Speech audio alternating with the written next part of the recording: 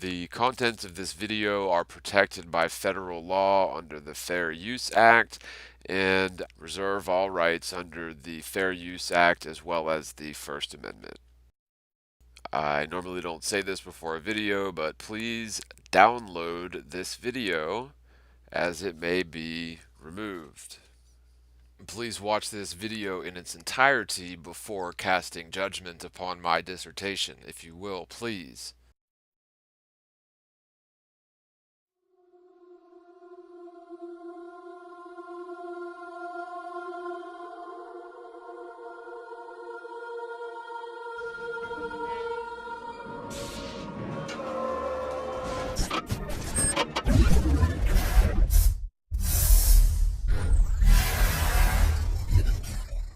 World history is written by master deceivers. These masters of deception are certainly found in the realms of higher Freemasonic orders or occult religions, if you will, like Satanism, or pseudo-religions like Scientology, all bent on complete cultural manipulation at any cost. History teaches us of high-profile Freemasonic or secretive orders or dark brotherhoods who supplant figureheads into the social construct.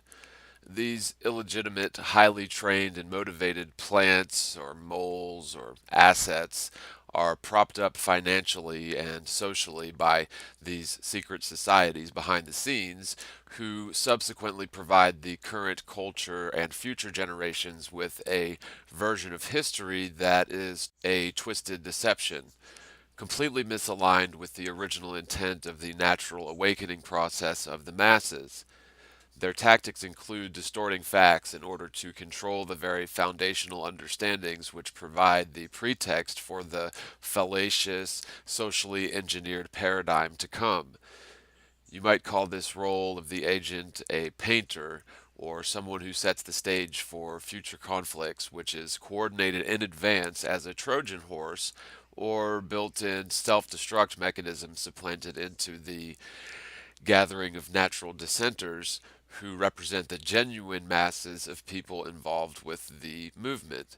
Any such grassroots movement, for example, the current truth movement, which amounts to revelation of absolute deception which has clouded the collective consciousness for generations, such grassroots movements will be co-opted and misled by the so-called illuminated as a rule. It really is no surprise the current truth movement is also infiltrated with master deceivers.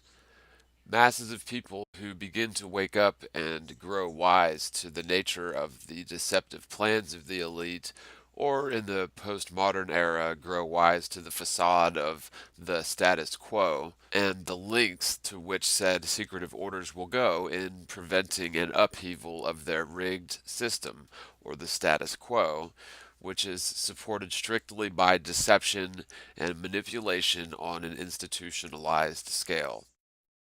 Such grassroots awakenings will necessarily be subverted and co-opted by agents of the elite agenda. These agents will pose as protagonists of the grassroots community, gathering followers who will feel they are joining a group of like-minded people with an imagined connection to outspoken leaders who are actually inimical to the truth movement itself, yet continue to be promoted and funded, ensuring their facade as pillars to the movement remains polished and promoted. They will promote often ridiculous, irrelevant, red herring arguments which are then married to the concept of truth, which others are genuinely trying to promote, creating an effective effigy or fallacious representation of the genuine movement itself, necessarily using meaningless slogans or, in the current movement, convoluted memes or logos which will later be used to contain the grassroots movement, at least in the public eye. Such memes or logos will be given extreme importance to those who are within the inner circle of a decidedly volatile cross-section of the movement itself. To the average passerby who is not aware of the essence of the political upheaval in question, they are meaningless rants, meaningless slogans, and meaningless images, while these meaningless effigies are essentially idolized and hold significant meaning to a certain cross section within the genuine minority group in the awakening process, of course, said effigy will hold exactly no meaning with anyone outside the inner circle of the crypto protagonist group, including people who are not 100% aware of the underlying message or the purpose of the grassroots movement itself. And it would also include genuine truth seekers who are involved with the grassroots movements, who are then programmed to believe in the slogan or believe in the meme more than they are concerned about the underlying facts of the truth movement itself. This causes proponents for the movement to become inherently associated with a mob, at least in the public eye, associated with a mob of well intentioned people who communicate their message to the world using meaningless slogans or memes and sometimes violence. Those posing as antagonists, pretending to genuinely disagree with the movement, are secretly working together with the crypto protagonists, and they will eventually capitalize on this straw man or the red herring effigies of the truth laid forth and popularized by the protagonist, proceeding to demolish or disprove this effigy, which has nothing to do with the truth or the genuine people behind the truth movement itself.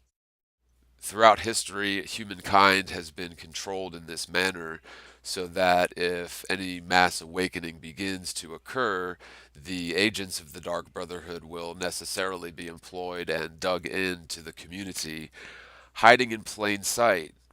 They will necessarily be provided with a platform which makes them appear to stand out from the actual genuine proponents for the truth and the genuine members of the community behind the movement. This provides the sociological illusion that the crypto protagonists are something they actually are not, and further allows them to operate with a sort of impunity without accountability or repercussions for extremely questionable behavior or promoting or condoning or praising outright devious behavior. They'll have networks set up ready to go, turnkey networks complete with a staff of invisible people to promote and praise these phonies or bash and slander the crypto antagonist.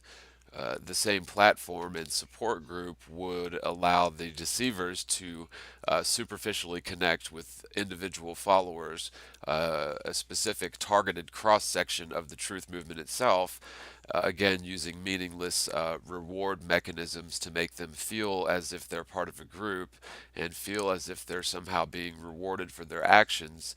And this same group will then silence any dissenters or people questioning their narrative, and you can expect them to attempt smearing the credibility of dissenters by starting rumor mills or attempting to cast doubt upon the genuine voices within the awakening truth movement community itself. Now, again, while this is all to be expected, if you know anything about the nature of the adversary, this is all an effective containment operation planned and crafted to ensure that once the crypto protagonist agrees with the crypto antagonist, that the effigy arguments have been sufficiently refuted, which of course will happen, or these effigy arguments have been publicly destroyed as fake news, they will bring many of their followers down with them, bring many people back to sleep, with a more powerful effect in the minds of the public at large who are totally unaware of this truth and this awakening, and it affects them to a much wider scale and probably to a much further degree. That would be the majority of the sleeping world by the law of groupthink or herd mentality. And so, by publicly destroying or refuting the effigy, then the public eye will see the entire truth movement as something that was debunked as a psychological operation, which indeed it is in this regard. Now, while the crypto protagonist and crypto antagonist appear to be on opposing sides of the truth movement outwardly, This is an extremely superficial act to create buzz or speculation on both sides, giving false credibility to one another by playing the role of opposing forces while being in collusion the entire time. While they never admit to their league openly or in plain English, usually, there appears to be some legal boundaries in place where these deceivers are obligated to sort of secretly announce their allegiance in public or announce their allegiance publicly in such a way that anyone paying attention who is awake should recognize and vocally dissent against. However, many don't notice it, and so anyone not clever enough, this is their thinking, anyone not clever enough to discern the admission of the deceiver is assumed to be a non thinker. Hence, any lack of protest or dissent will imply consent by default from the genuine individuals being controlled by the narrative, which ultimately has nothing to do with the true purpose or the truth behind the movement in the first place. There's a very old slogan that they've used for a long time, but order ab chaos, or order out of chaos, is the only trick it seems this adversary has in their playbook. It's like that's the only thing, the only way they know how to control sociological awakenings and gathering of people. Order out of chaos. If things aren't going the way they want, or if there are people waking up to the mechanisms of their control, they will necessarily employ their sworn legions to control these social awakenings using this exact same method every single time. They will create characters on both sides of such grassroots movements of awakening people trying to share the truth with others. These characters will play very specific roles to control the conversation. These characters will gain followers or people who become entranced by their manipulative tactics and behave in such a manner which is not representative of the genuine people who comprise the truth movement. The deceivers playing the role of protagonist will be expected to fit in with the crowd of actual people working very hard to wake others up. But they are either so arrogant that they feel they can even announce themselves to be disingenuous, but people won't understand it, or they are bound by some sort of legality to announce their true purpose before they can manipulate people to their ends. The following is an interview with a fairly well known so called flat earther who is obviously part of this controlled opposition mechanism, and he's playing the role of protagonist. And this little hangout interview with well known troll, not going to say any names, none of these people use their real names, but you guys out there know who they are. And if you don't, then this should be fairly obvious to you if you've studied the practices of the Dark Brotherhood whatsoever.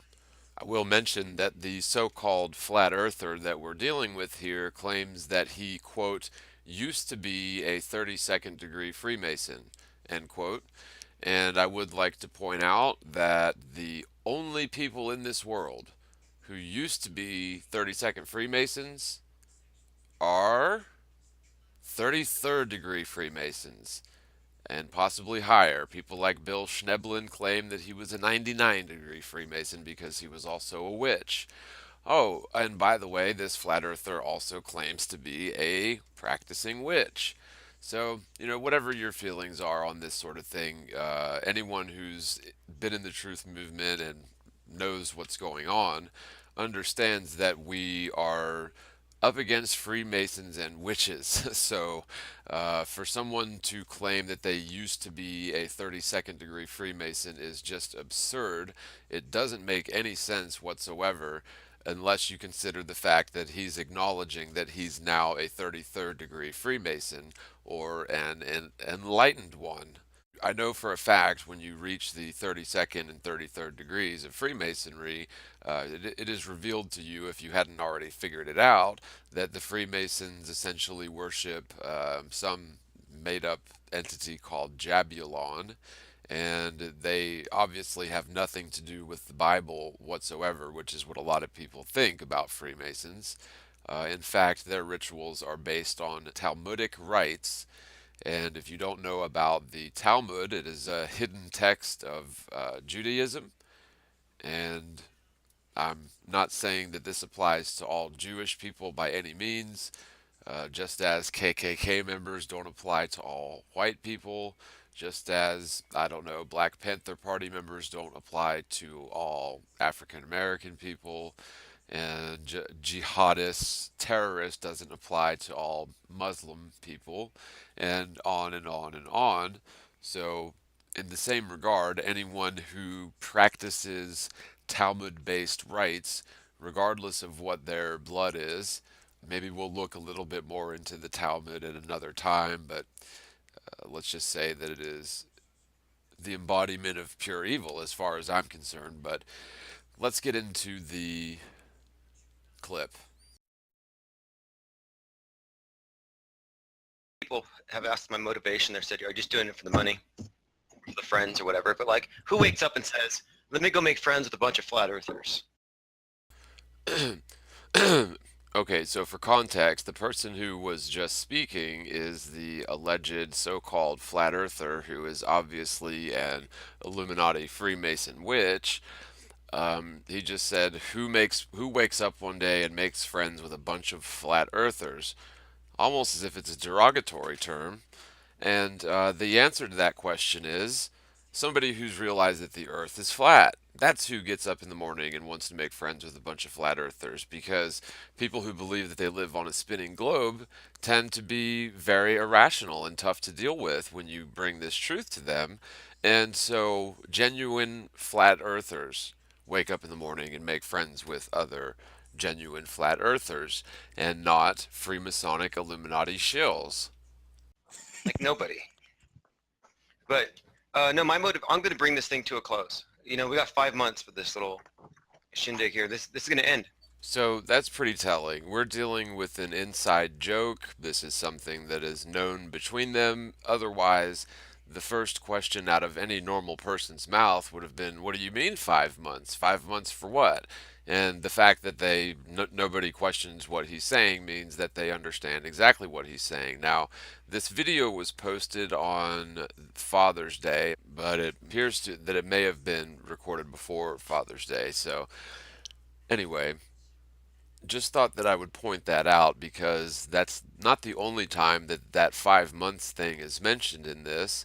And I'd really like to know, and I'm sure that this crypto protagonist, Illuminati flat earth shill, has some explanation for what he means by 5 months, but, that's all up to speculation unless you're in on the secret, unless you're in on the joke, or possibly the fictitious version of the actual secret, so yet another red herring used to deceive people.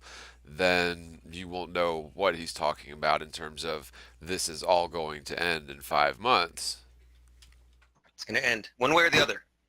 And if it's flat, it's flat. If it's round, it's round. If it's flat, it's flat. If it's round, it's round. Now, I know this may sound a little bit preemptive on the incredulity, however, I know for a fact that anyone who comes out as a vocal flat earther knows for a fact that the earth is not a spinning ball.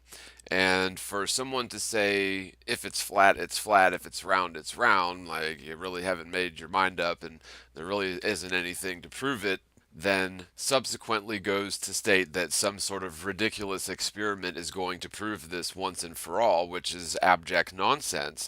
There's no curvature to the Earth. It's not spinning.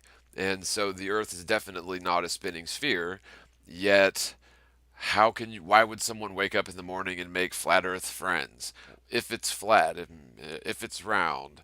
This is not what a flat earther says. A flat earther is so overwhelmingly blown away by the information that we know to be true, 100% observable, repeatable, definite reality, and we want to share that with people, yet that isn't the case with this crypto protagonist, flat earth Illuminati shill. And of course it isn't. Why would you expect anything different? This thing to a close. You know, we got 5 months for this little shindig here. This is going to end. It's going to end one way or the other. And if it's flat, it's flat. If it's round, it's round. I'll be the first to admit it. Do you believe the Earth is flat? I'm agnostic about its rotundity, but I won't say it's flat unequivocally. That's good. Agnostic about its rotundity? Won't say it's flat unequivocally? This, again, is not what a real flat earth proponent sounds like. This is what a shill sounds like. Because in the last 2 years, so many people are wide awake to this and know unequivocally that the earth is flat. There is no curvature, there's no belief or agnosticism necessary. If you measure for this, the curvature doesn't exist. If you measure for motion of the earth, that doesn't exist. The earth is stationary and has no curvature. Therefore, it is absolutely no sort of spinning sphere whatsoever by any stretch of the imagination. And so, for someone coming out, gathering up flat earth proponents and deceiving them and telling his dark brothers, these people are obviously in league with one another. It's painfully obvious. It's almost like as obvious as a wrestling match. They don't actually punch each other in the face. They slap their leg when they punch the guy in the face to make it sound like they did. They're not hurting each other. They're playing together for one common goal. In the case of wrestlers, it's obviously to make money and be famous wrestlers. In the case of Illuminati flat earth shills and Illuminati globe earth trolls, what this is obvious collusion, and their goal is to discredit flat earth in the public eye, because there's plenty of thousands of people out there, maybe millions in the world, who know the earth is flat, but there's billions who don't. And once the mainstream media has some sort of destruction of the flat earth effigy to present to the public, it's going to draw attention to this ridiculous Psy-Op, which is being hoisted upon the vulnerable, trusting, loving flat earth community, and using that trust against them as a form of gullibility. And this really has to be stopped. But let's continue the interview, because it really gets much, much worse than this. Rotundity, but I won't say it's flat unequivocally. That's good. Okay, and when known globe earth trolls say that something that you're doing is good, I would call that a fairly good indicator of a red flag. And to anybody who's paying attention whatsoever, I'd like you to just compare this and contrast this with a hangout that I did with some of the same people here. I did a hangout with 3 people. I'll play a 5 minute, I'll pick a random 5 minutes out of it and play the clip, and just see if you can tell the difference between the way that I was treated when dealing with this same crowd and the way that this Illuminati flat earth shill is being dealt by this same crowd. And I'll put a card to that video in its entirety in case you want to check that out as well. It's pretty painful though, warning. Well, the first thing I can do is disprove the heliocentric model, and that's a good start, I think. Okay, so we asked you the first question. You said you're ready to die because you have proof that the world is flat. Okay, now the world would like to know what that proof is, and your answer to that is, I'm not going to show it to you. I'm going to prove to you it's not a globe. Am I correct on that? Yes or no? Well, actually, no. You're totally making stuff up. I never said I was ready to die for anything. Really? Would you want me to actually turn on my YouTube on my Xbox right now? We'll play it live for everyone to hear. You say that you're ready to have the government kick down your door and shoot you in the head because you told a few people about flat Earth. You said it, Morgal. Your own words, bro. And I'm going to have to put you in check for saying, wow. Yo, Tim, did he say that? Did you guys not hear him say that? It's in my video, dude. I thought it was pretty humorous, actually. I mean, you can, Morgal, do you know the things you say, bro? one of the things I've said, and I've said it several times, is that if I were to die tomorrow, I'd have a fulfilled life because I finally learned the truth after a lifetime of lies. But I Poor never guy, you said said, the government could kick down your door right now and kill you, and you'd be happy because you told people about flat Earth. I'll pull it up The and play it truth right now, about man. flat Earth. I mean, for real, Morgan. I will pull it up and play it right now. So when we say you talk out your ass, we're saying because of shit like that. That's not being an asshole or a troll. I've asked you now for the third time. I'm going to ask you. You said in that video you can prove that the world is flat. I don't in want to what hear video? all your More debunking of specific, the globe. what I video? want you to prove that the world. You said umpteen times. You said you could prove that the Earth is flat, dude. Whoa. We're talking about two different things. Okay, The other in day, the week Shill Show review video with you, Lori, and Lawrence, that's when you made these comments, okay? There's your answer to that. And you said, I know the world's flat, and I can prove it. You said you can prove it. Now, sure. we started this off asking that Give him question, a second. and we still haven't gotten the proof. That's all I want. I would love for you to show it to me because I think that would be pretty fucking cool. I really do.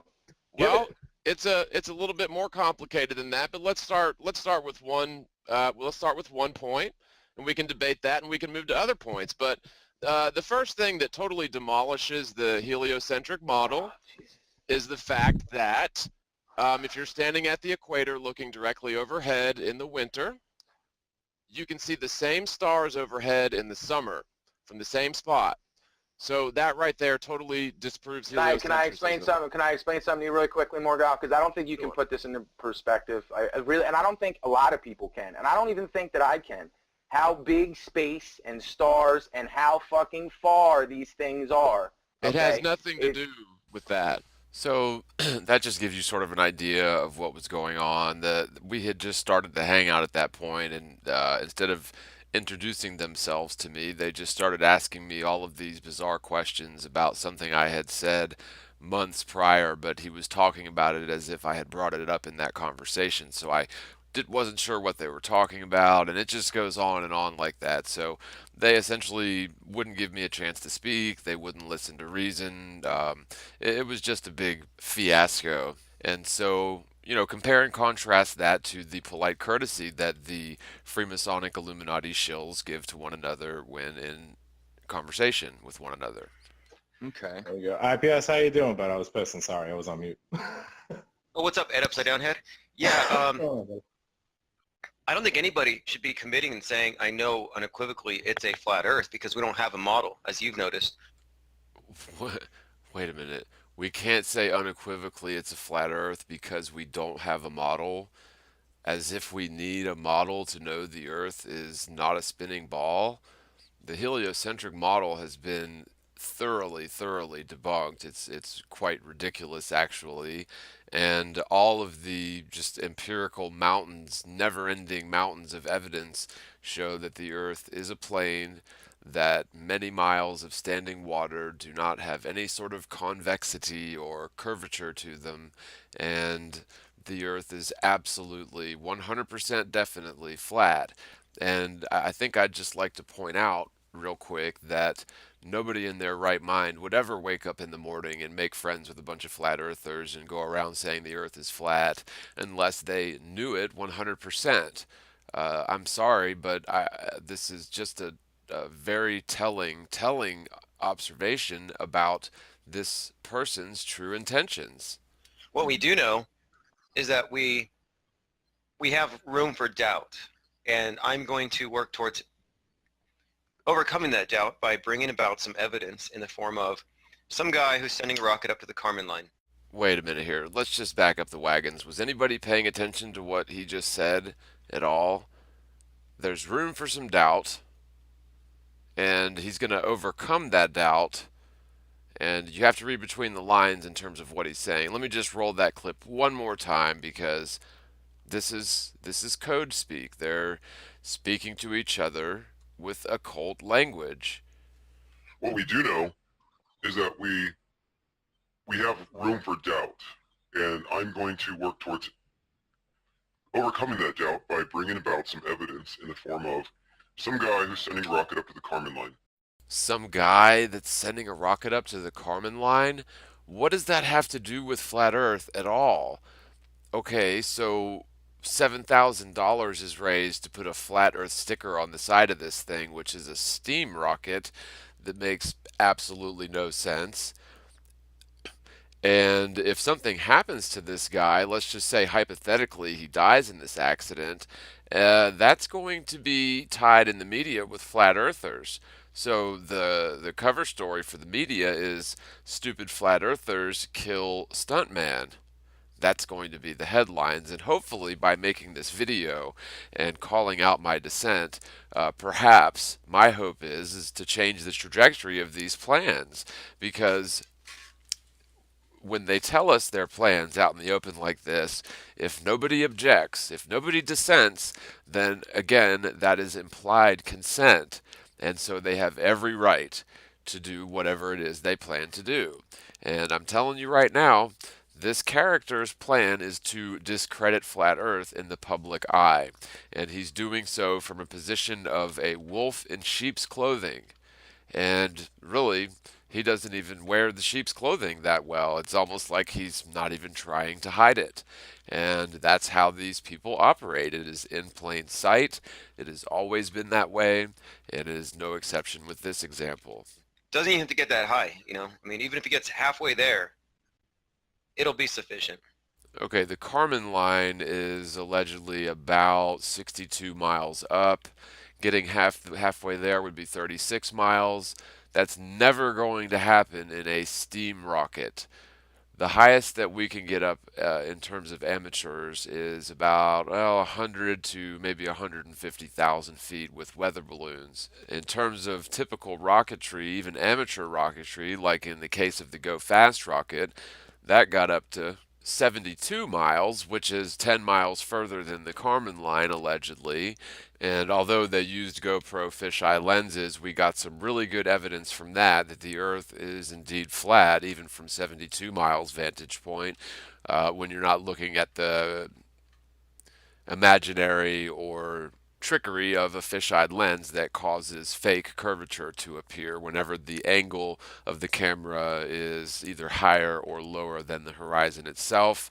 However, when that camera aligns to the horizon, we can see even at 72 miles that there's no curvature, and also that the moon can be seen when it should be on the opposite side of the so-called spherical Earth. The idea of sending a steam rocket up there is just absurd. It is patently absurd.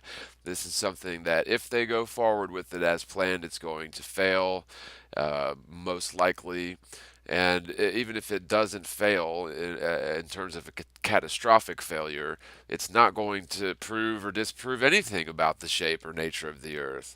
We don't need to do that. We already know the Earth is flat and stationary, and these Freemasonic shills trying to put together some publicity stunt, a straw man to be burned, an effigy to be slaughtered in order to completely discredit flat earthers and the flat earth truth movement in the public eye.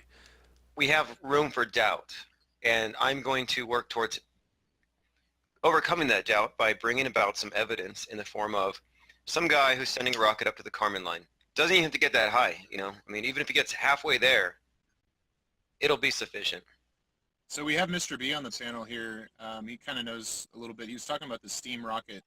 We didn't really understand how it was going to be launched up and how far it was going to get. Do you really think that he's going to get near the Kármán line with the steam rocket? Good question. Good question. I know he's going to get up. I guarantee that the 130,000 feet, no problem. 42 miles from there, I don't know. No, it's not a good question. It's a silly question because there's an obvious answer. The answer is no. A steam rocket is not going to get anywhere near the Kármán line. That is just ridiculous to even say that.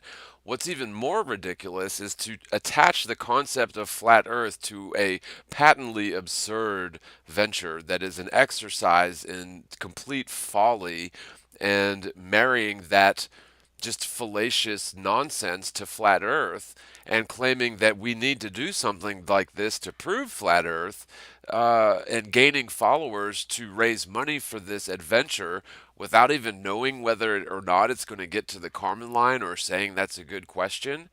No, it is not a good question. It's a ridiculous question. And no, this stunt has nothing to do with flat Earth. And frankly, I feel sorry for anybody who put their money towards this because, first of all, it's going to fail at its objective, at least as far as the flat earthers are concerned. It's definitely going to be a win for the Illuminati shills either way, whether it ends in catastrophe or whether they strap a GoPro to it again to prove curvature. I mean, who knows? But yes, okay, so even if they put a regular camera on there, it's not going up as high as amateur rockets go. So, not steam rockets. Steam rockets come from the early 1800s. We have far more advanced amateur rocketry, and we don't need to send a person up in a death trap married to the concept of flat Earth in order to prove or disprove flat Earth. This whole conversation is obviously a public revelation of their plan here. And I really hope and pray that you guys realize this by the end of this video, and it gets even worse than this. I don't know. I'm looking into the person who's designing it. In fact, I spoke with him yesterday, and he's releasing a 4-page PDF document that will explain the specifications. Okay. So Very good. I'm gonna. That'll be interesting to see. Yeah, once you've read that, you can decide. Okay. Okay, so flat earthers, in quotes, flat earthers, have already decided to pull the trigger on this ridiculous stunt, and they haven't even read the 4-page PDF explaining the logistics. I'd love to see this. In fact, I guess I'm sort of forced to pull this alleged 4-page PDF up and just see exactly what it says. I did find this Mad Mike character from, you can find a video, the one that I found was published in January of 2015. I'm not going to play it because I'll get a copyright strike for that. It's allegedly copyrighted material, but you can find it, and his steam rocket goes up maybe a couple thousand feet, if that, and he parachutes down and injures himself just going up a couple thousand feet. The stunt that they're trying is just patently absurd, absolutely ridiculous nonsense. So, I'm not going to dig too deep for this alleged 4-page PDF, honestly, but I did find the GoFundMe page for the so-called Flat Earth Community rocket launch, and they're at about, well, $2,000 of an $8,000 goal. Lots of people, some people's names that I recognize here have contributed to this, and let's just take a look at this a little bit. This is the most recent update. The next $40 plus donation will get this 16 by 20 acrylic canvas painting by Tim Osman with a Z, so that's not the Globe Earth Troll, donated by IPS. Let's just take a look at this image a little bit and see if this looks like something that a truther would really want to hang in their house. It's got the standard Freemasonic checkerboard floors, which is always something that they will include in their artwork. Oh, and by the way, the person who painted this is the same person who is the alleged flat earther who happens to be an Illuminati shill. Now, if you look at the overall picture, there's probably some hidden meaning to it, and I'm not going to try to dissect that, but overall it is just a very disturbing picture, reminiscent of stuff that you might find hanging up in Buffalo Bill's basement dungeon. It rubs the lotion on its skin. It does this whenever it's told. Very disturbing stuff, and I would not donate $40 to this for any reason, certainly not for that quite horrible painting. You hang that in your house, you're liable to get followed around by a demon. Also, you'd think that if there was any sort of logistical information that was published by this alleged stuntman about this rocket launch, that we might find it on their GoFundMe page. However, you won't find anything but 2 little updates. The one was about that painting, the one is about another painting, And you have the story, which basically tells you absolutely nothing except for just a brief summary of what they want to do. So I'll just go ahead and read it. We were contacted recently by a gentleman named Mad Mike Hughes. Not only is Mad Mike Hughes a daredevil, but he's also a flat earther who ran across our billboard while watching Flat Earth Media. Mad Mike's main stunt is loading himself into a rocket and firing it from a rocket launcher. And I'll just make a note real quick, insert this note. It is nothing to really brag about. It is extremely lackluster. If you watch the rocket launches, previous rocket launch of this gentleman, allegedly. Anyway, back to the quote. The rocket then deploys a parachute and he makes his landing. In the email, he informed us he would be performing his next stunt at the end of July in a glorious rocket launch for which he said he wanted to promote flat earth awareness with our sponsorship. So he wanted money from the flat earthers. He wants the flat earth community to sponsor his next event. You can check out Mad Mike's last rocket jump in 2015 by YouTubing Mad Mike Rocket Jump. Mad Mike Hughes called into a recent Infinite Plane Society, whatever that is, live stream to discuss his rocket launch, hoaxes, flat earth, and more. The interview is attached. And it goes on about the size of the sticker and the amount of money that they want to raise on their GoFundMe. But in terms of the logistics of what they're exactly planning to do, there's really not a whole lot to find. And maybe you internet sleuths out there with more time on your hands than I can find this alleged 4-page PDF file, but I'm sure it's interesting, and if I find it before ending the making of this video, then I'll try to include it, if not verbally, as an attachment or a linked up page. Also, I just want to comment on the sort of convenience of this narrative. So, we're expected to believe that this Mad Mike Hughes character is a flat earther, yet he only got the brilliant idea to bilk flat earthers for money after he saw the billboard that this Illuminati shill posing as a flat earther helped to get put up, and then he actually lied to the press about his name, told them he was someone else, which, by the way, that is not the first time he's done that. And I'm pretty sure that he uses other people's names all the time, although in secret, in order to discredit other people. One other example would be he used a well-known globe Earth troll who was also an Illuminati shill, the very same Illuminati globe Earth shill that is on the other end of the conversation that we're dissecting here. He uses his stage name, which isn't even his real name, uses that stage name as the pen name for all of the alleged flat earth books that he's written. He also used another prominent flat earth proponent's name in a public hearing. This person loves to use pseudonyms or fake names because that's how Illuminati shills roll. But the point is, though, that if Mad Mike Hughes was actually a flat earther and he wanted to get the flat earth message out, he wouldn't be bilking flat earthers for money, almost $8,000, in order to put a mere sticker on the side of his little rocket that he was going to be launching up anyway. This is just a means of extorting money out of the, like I said, trusting and therefore gullible in these people's eyes flat earth community.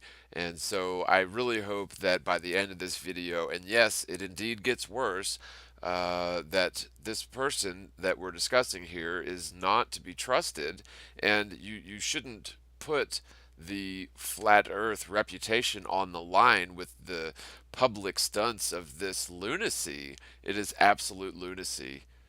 So, what I want to do here is make the point that it is in the best interest of all of us on all sides of this thing to see this thing through to its conclusion, and we're going to reach an answer faster through Mad Mike than through anybody else. When he says that it's in the best interest for all of us on all sides of this thing, he's not talking about flat earth proponents and globe earth trolls.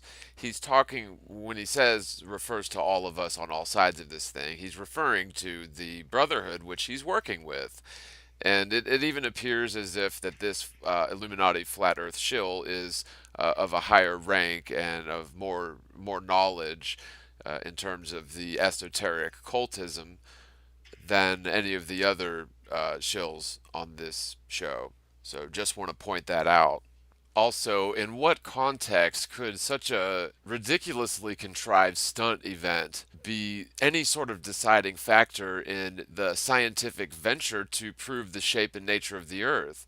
That is the most absurd thing I've ever heard, unless you put it in the context of how these Illuminati shills plan to take down an effigy of flat Earth truth in the public eye, in the media, once and for all, so that flat earthers will be permanently labeled as science denying idiots because they will be associated with this effigy of flat earth truth that is planned on being destroyed, I would suppose, within the next 5 months at the very latest.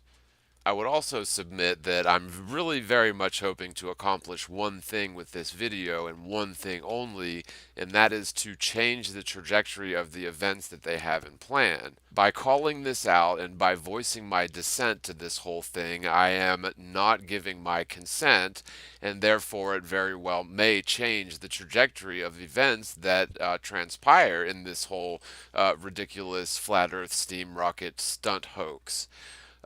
Perhaps that will have a positive effect on flat earth in general, although I realize that my credibility will suffer as a result, because in changing the trajectory of these events, it will make this whole foreshadowing that I'm giving to you guys right now seem to be paranoia, although had I not vocalized this, the trajectory of events that would have transpired may have been different, and for all we know, Mad Mike Hughes would have died in the rocket crash, whereas now that I've made this video and said this, perhaps the news story will be that Mad Mike did not at least die in the rocket crash. The flat earth rocket crash, that is. Although, it's very much up in the air as to whether or not this guy actually is a stuntman and whether or not he's actually going to be in the rocket. So they can tell the story however they want, but not to attack the credibility of this man, Mad Mike. I've never heard of him. He is being promoted a lot because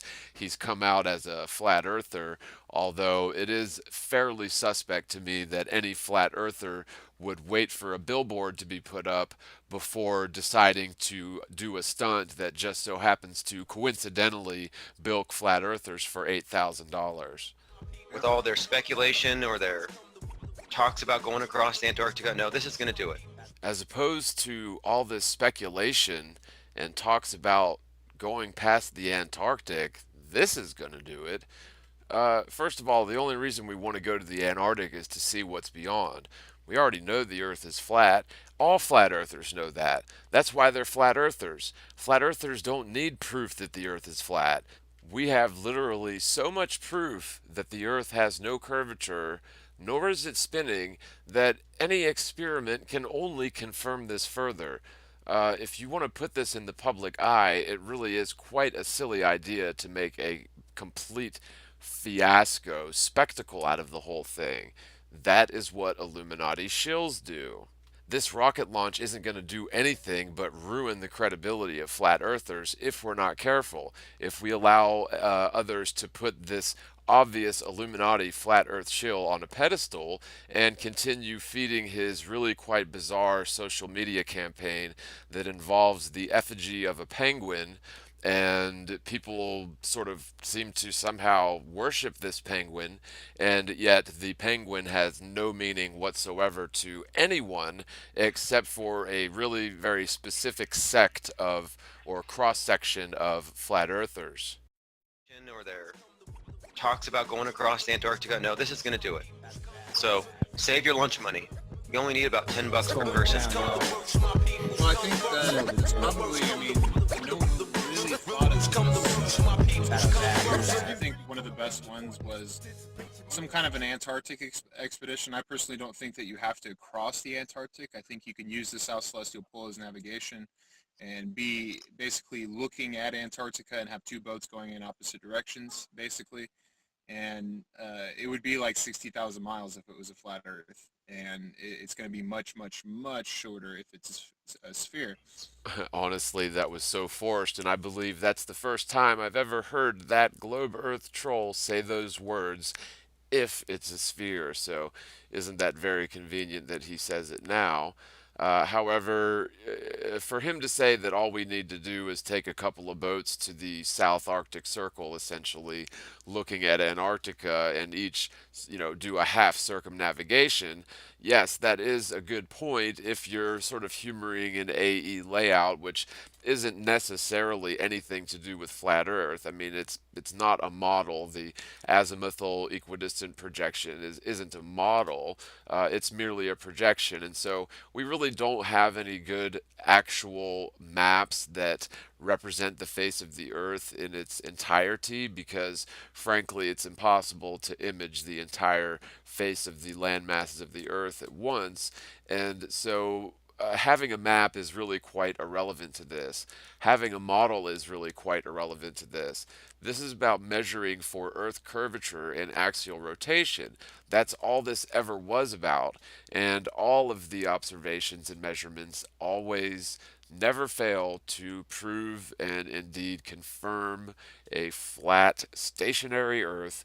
And frankly, the fact that these Illuminati shills are telling everyone exactly what they're planning to do is just obvious. If you're awake and your eyes are open, it is obvious. It's going to be much, much, much shorter if it's a sphere. But I mean, that does cost quite a bit of money, and it sounds like a lot of this rocket is already being the money's being provided. So this is only just for $7,000 is for the flat Earth logo on it. Yeah, 7,000 gives us the Flat Earth logo. We're sponsors, and it turns the rocket launch in August into a Flat Earth thing. There you have it. There you have it.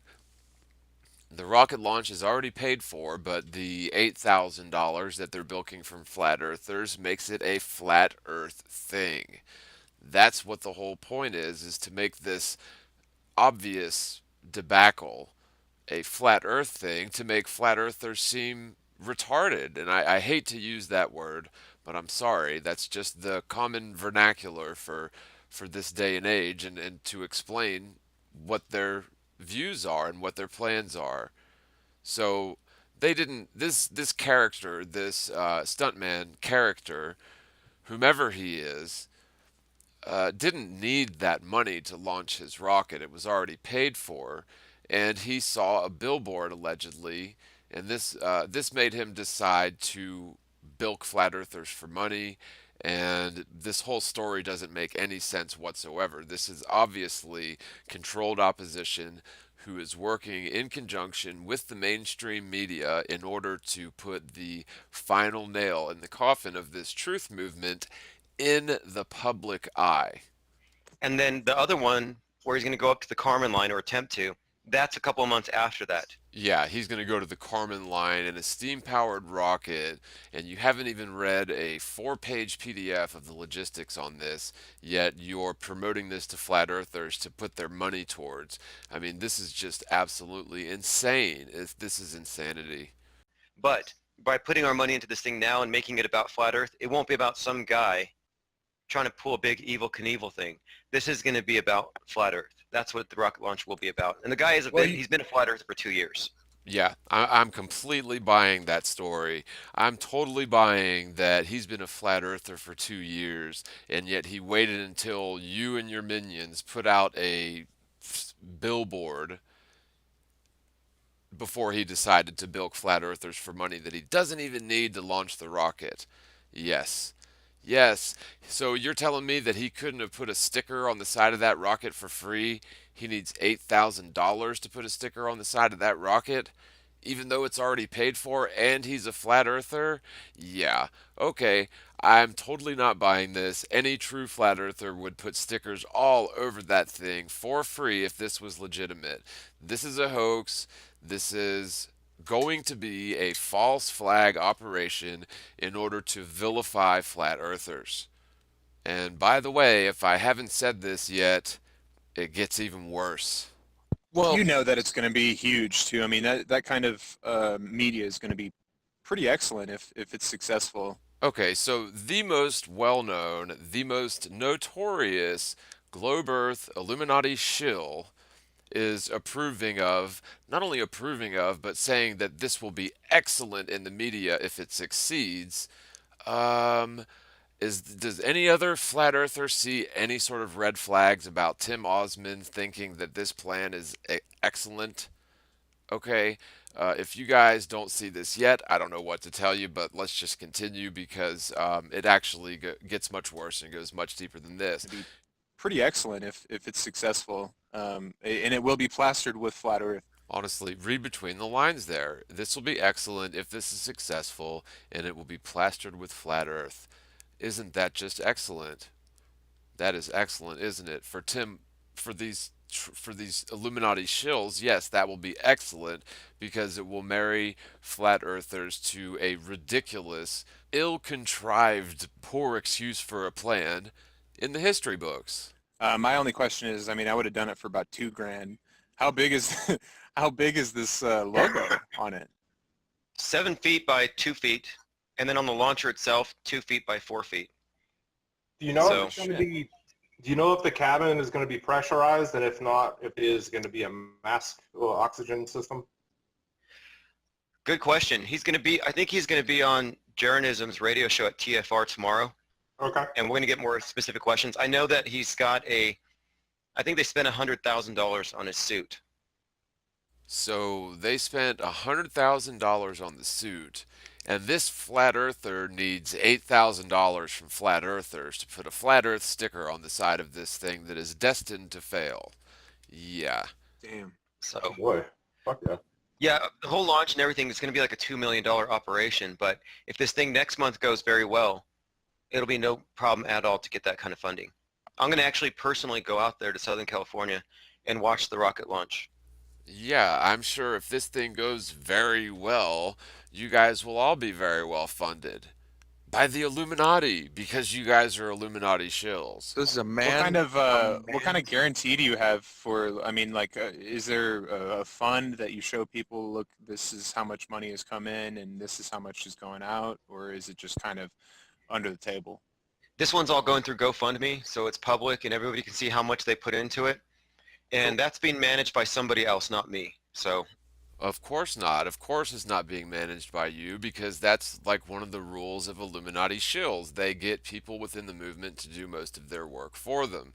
And regardless of where the money's coming from, this whole thing is obviously setting up to be a whole Psy-Op in order to discredit Flat Earth.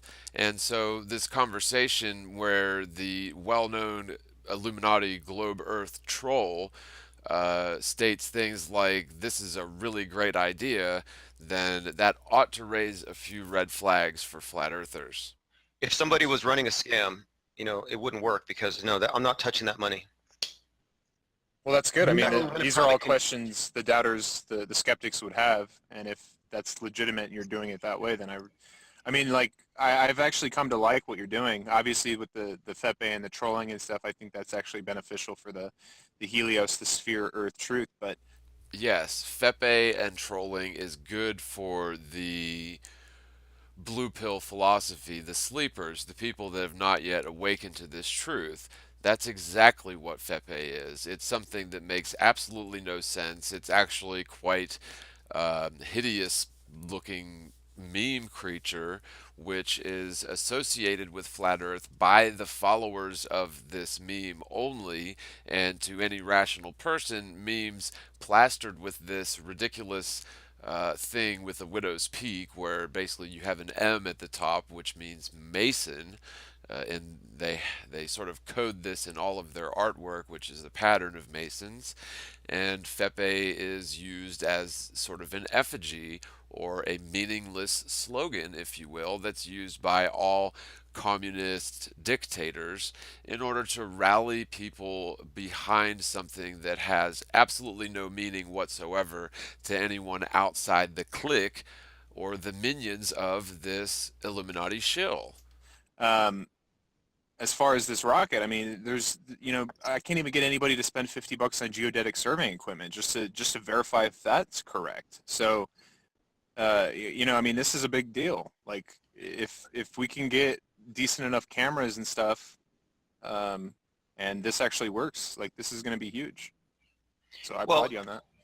I'm also thinking that even if, let's say he goes on this rocket launch in about 6 weeks or whatever, and he crashes, even if that happens, I think this thing will still be moved forward because the number of people who will be suddenly debating this thing, somebody's going to come out with the one shot, one kill, flat earth is dead. Wow, well, that sure was a mouthful. And he does go on to say, or if globe Earth is dead, but frankly, the globe spinning around an infinite theory of space-time as the result of the Big Bang Theory, held together by the theory of gravity, it is dead. The globe has been dead. The globe's been dead for a couple of years as far as any legitimate flat earther is concerned. And the fact that they just mentioned the idea of this man possibly dying in the crash just goes to show you exactly what I said earlier. I'm willing to bet now that I've made this video they won't claim that this man died in the crash, although don't hold me to it.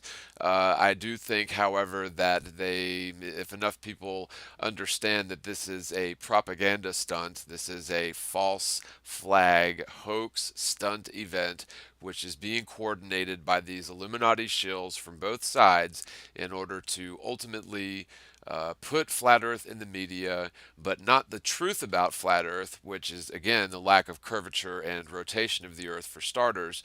That's the truth about flat earth, but what's going to happen is this effigy of flat earth is going to be killed. So whether or not Mad Max dies in this thing is sort of irrelevant, as he said, because it's going to spark a debate in the public conscience, and that public conscience debate is going to start with a huge debacle attached to the idea of flat earth. And so everybody's going to be coming at it from an angle of these idiots thought they'd get to the Kármán line in a steam rocket. Suddenly debating this thing, somebody's going to come out with the one shot, one kill, flat earth is dead, or globe is dead. Somebody's going to come up with something. I don't think there is, though. It's just the physicality of our world, like just how it is, how small we are compared to it, and how far we can see. I mean, do these people even hear themselves? If the Earth was a spinning sphere, we would definitely, absolutely know it without a doubt. The Earth is absolutely stationary, and this is 100% demonstrable. Anybody in the world can very easily prove that we're not spinning at 1,000 miles an hour near the equator. We're also not flying through space at 66,000 miles an hour. And in terms of how far we can see and how big it is quite irrelevant to the physics of it. Physics has to do with bodies in motion. Geometry has to do with the shape of objects, team, shillery.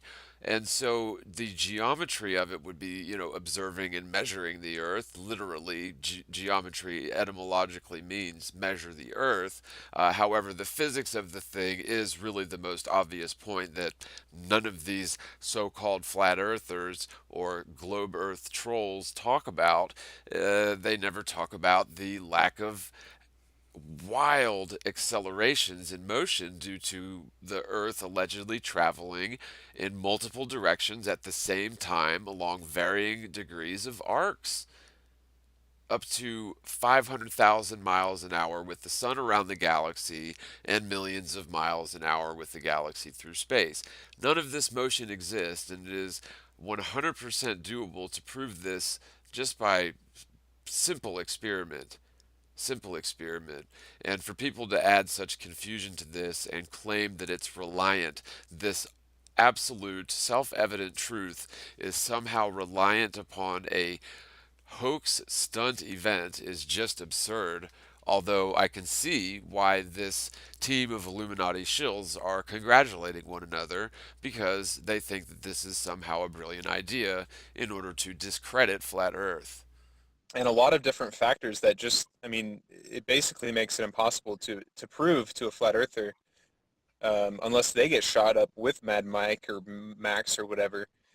I think that there might be some ad hoc fallacies that come, even if there's a complete sphere, even if you can completely see the curvature, I think some of them will continue this for years and years to come. I'll just mention quickly that Mad Mike is an MM name, and that of course means Mason Mason or 33. All you have to do is turn the M sideways. So there you have that. Russian vids, and let's just say hypothetically that he does get to the Kármán line in a steam rocket. I mean, that just sounds so absurd even saying those words. But let's just say he somehow makes it to the 62-mile high Kármán line in a steam rocket. And we're expected to believe that they will somehow find curvature at 62 miles when there is no curvature from 72 miles, according to the Go Fast rocket. Which did use a fisheye lens, but there are certain frames of that sequence where you can clearly see absolutely no curvature in that amateur rocket launch footage, which I cannot play for fear of a copyright strike. However, this is just absolute nonsense, and any rational flat earther would have mentioned that it will not prove anything, and furthermore, it will never get to the Kármán line, ever. It won't even get halfway. It won't even get a quarter of the way.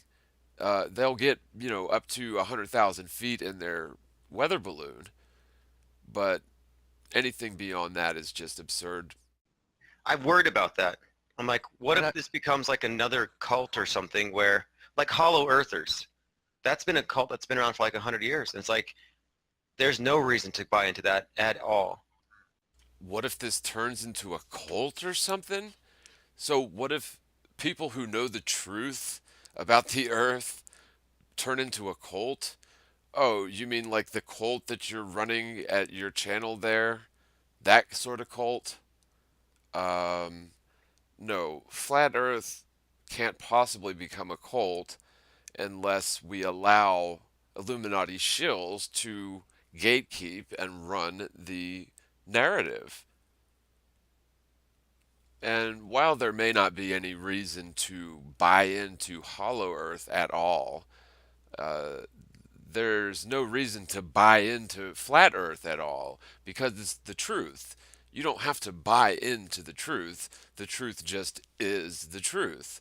You have to buy into deceptions or theories, or you have to buy into scams like what you guys are trying to do, but you don't have to buy into the truth. That's a completely non sequitur statement unless you're looking at it from the context of Illuminati shills dealing with one another in public and sort of laughing amongst one another that nobody out there seems to notice that this obvious Illuminati shill, this at least 33rd degree Freemason who used to be a 32nd degree Freemason, of course, right? I don't think it goes from 31 to 33, so you have to be a 32nd degree Freemason first. And finally, while Hollow Earth may have been around for about 100 years, according to history, everyone knew the Earth was flat for all of history, except for leading up to about the 1500s when the first globes were made, and that's when it became extremely popular, even though it's a false lie. It's completely wrong. The Earth isn't a spinning globe, but that's when it really became popular. Now, of course, there were ancient Greeks who allegedly kicked the idea around a bit, but it wasn't even accepted amongst the ancient Greeks, the spinning globe Earth hypothesis. So, to claim that hollow Earth theory has been around for 100 years is a false equivalency. The Earth has been flat forever, and everybody knew it throughout history except for fairly recent in time. Well, But Admiral Byrd, go ahead, has Lewis. been around longer than Flat Earth's been around longer than that. I feel. I've talked to this gentleman in Canada by the name of Tom something. He uses multiple last names on different platforms, so I'm not quite sure. Of course he does. Of course he does, because that's what Illuminati shills do. Why would you bring anyone up in this Illuminati shill conversation unless you all were yourselves were Illuminati shills? Of Tom something. He uses multiple last names on different platforms, so I'm not quite sure. But he has referenced entire groups of people, like entire fishermen small fishing villages in Canada where they just all go about their lives quietly believing the earth is flat. And they don't, and they were born into it. Their parents believed it was flat, and their parents believed it was flat, and they all teach their kids that it's flat, and they all just don't care that the rest of the world is wrong in their point of view, and they know that there'll be to your ostriches. reality though, I mean, if you stay in a localized area, it can be Right, mapped it's out. fine. Yeah, it's totally Yeah. fine to, and it doesn't hurt them in any way. But and then the steam rocket, like you have a, I mean, seeing the plans for that would be very nice. But I just pulled up the world record there for steam rocket. The height is it's not even a mile. That's the Yeah. world record. Like you have a Yeah, I'll lot wait of ground to cover. until he's going to be on these different shows and he's going to answer some specific questions and send this document. Because I was asking him about it and he's like, just wait till you've read this because it's going to answer a lot. So you're willing to stake your reputation, or more so, flat earthers' reputation in general, on something that you don't even know any of the details? Well, whose name are you going to use to say that you coordinated this event when it fails? Whose name are you going to use? You better not use mine. Um, you know, this is just absurd. Of course, a steam rocket is not going to make it as high as they're claiming. I don't care what the platform is that you launch from. The barometric pressure when you get up to over 100,000 feet is not going to be sufficient to support rocket propulsion. But Is there are oh. consequences for flat Earth belief that I think we should mention here. Is that if it's proved to be a globe, suddenly I'm not going to be a global warming denier anymore. Wow, another loaded sentence. So, flat earth belief, which I don't even know what that means. Flat earth belief sounds like Santa Claus or the Easter Bunny. Globe earth belief is something that I clearly understand because it is probably the greatest deception, well, one of the greatest deceptions possibly of all time. And to couple the idea of flat earth with belief is not what flat earthers do, not genuine flat earth proponents. Now, if it's proved to be a globe, is another just preposterous statement, but why would you marry this concept to global warming? So now you're going to try to lump in the global warming deniers with the flat earth deniers in your little media stunt?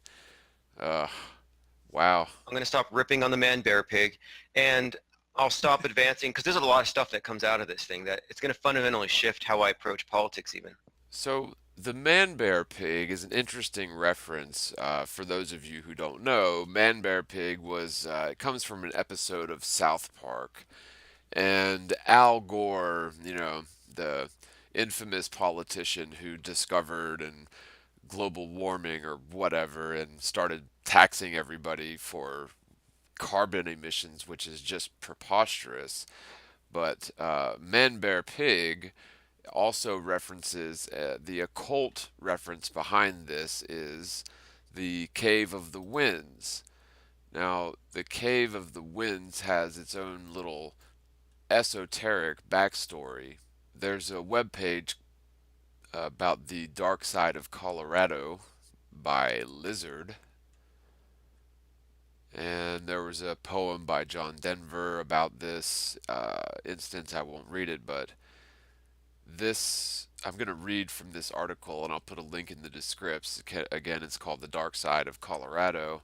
And this is all going to be a quote. And it says, I moved to Colorado Springs a few months after the Columbine shooting. My then girlfriend's parents had a house there about 10 miles away from NORAD, right up against the Front Range. We only lived there for 9 months, but in that brief time I experienced enough to be unsettled by the energy there. If that sounds kinda new age, well, keep reading. Stephen King picked Boulder, Colorado as the settling for the good guys led by Mother Abigail in The Stand. I'm a big Stephen King fan, and he's one of those writers with a tremendous gift that allows him to tap into a source most aspiring writers don't have access to. Some people call it the muse, but it's much more than that. I believe there is a spiritual aspect to reality that we humans have very poor grasp of, though I don't think that it was always the case. I think the indigenous cultures have had a much healthier understanding of the spirit world. Surfing the old internet today, I came across the legend of Manitou Springs, which is the name of a little town next to Colorado Springs, where I worked as a dishwasher for those 9 months.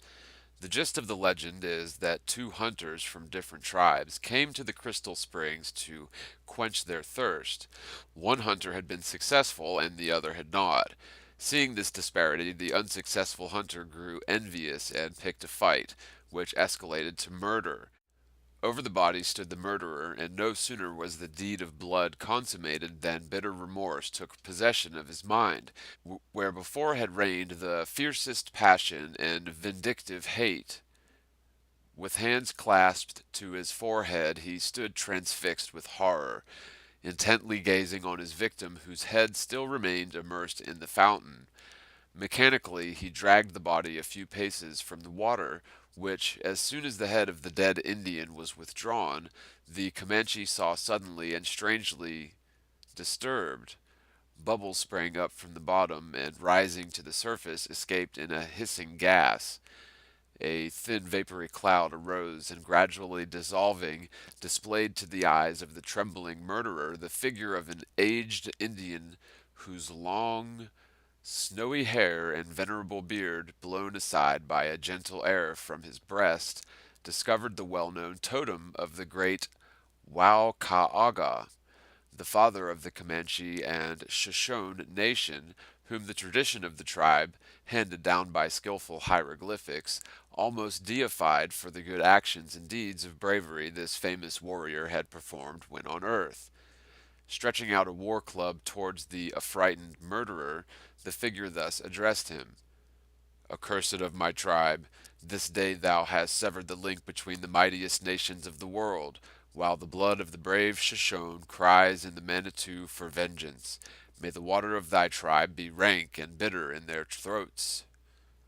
Thus saying, and swinging his ponderous war club, made from the elk's horn, round his head, he dashed out the brains of the Comanche, who fell headlong into the spring, which from that day to the present moment remains rank and nauseous, so that even when half dead with thirst can one drink of the foul water of that spring.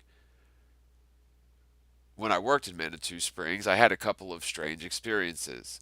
One day after work, one of my co-workers took me on a hike up a ravine.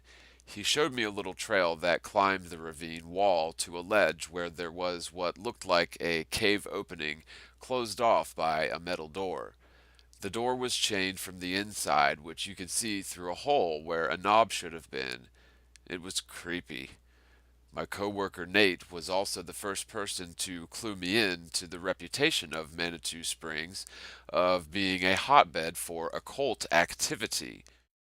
In June of that year, I went home to visit family in Kansas City. When I came back, Nate informed me that the owner of the liquor store in Manitou, Robert Walter Dunn, had apparently murdered his 7-year-old daughter by slitting her throat. When the police arrived to this awful scene, this is what Robert told them. With his hands soaked in the blood of his 7-year-old daughter, Robert Walton Dunn turned to a police officer seconds before he was handcuffed and said, "I killed the devil. She was possessed and I killed the devil," according to court records. I found another piece about this area worth noting at Examiner.com titled "Unseen Conflict." Here's how the topography is described. Sitting at an elevation of over 6,000 feet above sea level, the city of Colorado Springs, Colorado faces the front range of the southern Rocky Mountains, staring up at Pikes Peak. It is the home of a strong defense industry, along with high-tech corporations and Christian ministries such as Compassion International and Focus on the Family. It is an incredible, scenic, and beautiful city with mountain views from nearly any location. It's not surprising that the Springs, as it's often referred, is known for its family atmosphere. Beyond these demographics, the city's population are evidence of a deeper struggle. It is a struggle that is deeply embedded and that many choose not to openly acknowledge, and that others are not even aware of. One need not look very far to notice that Colorado Springs is a popular location for followers of New Age, pagan beliefs, and the occult. It is an area of intense spiritual warfare. Non-Christian spirituality has a strong undercurrent in this area, along with various cults and followers of witchcraft. Just a few minutes from Colorado Springs is the small city of Manitou Springs. Although it's a beautiful place, it is believed that Manitou was at one time dedicated to Satan and is the Wiccan capital of the nation.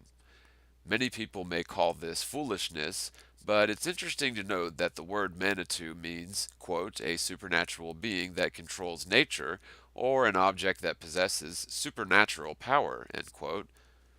Continuing with this quote, within the quote, what got me thinking about all of this, of course, another Colorado tragedy, this time at Arapahoe High School, located just 12 miles from Columbine and 14 miles from the theater in Aurora, which is known for the Aurora Batman shooting. Carrying a shotgun, a machete, and a bandolier of ammunition, as well as a backpack with 3 incendiary devices, Carl Halverson Pearson entered at Arapahoe High School and launched 80 Seconds of Terror as he hunted his debate coach, who was also the school librarian. And I'll just put a little note here: if you buy into these false flag hoax events that seem to happen quite frequently in Colorado, don't they? New details emerged Saturday as authorities described the country's latest school shooting. As soon as he entered the building Friday, Pearson fired a round down the hallway and another from point-blank range that critically injured one student. He fired a third round down the hall and entered the library, where he fired again and set off the Molotov cocktails, igniting bookshelves. As fire and smoke poured through the room, Pearson fired a fifth round and went back to the corner of the library, where he fired his last shot, allegedly killing himself. As an agnostic, this writer here believes there is more going on in this world than can be explained. That belief has led them down strange paths. High in the Rocky Mountains, they've often wondered what's hiding below. Some knowledge, though, comes with considerable risk. Stay tuned. End quote.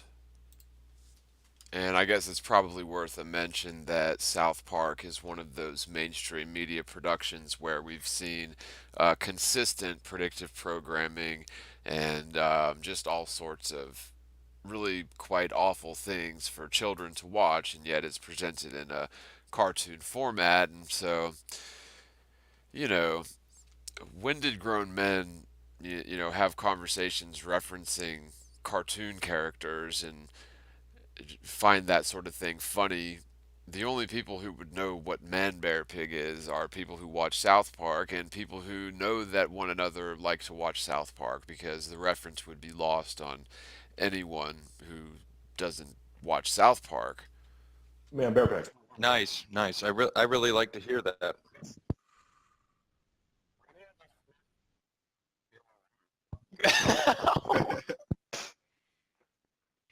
The only Well, Admiral reason, Byrd talked about it too.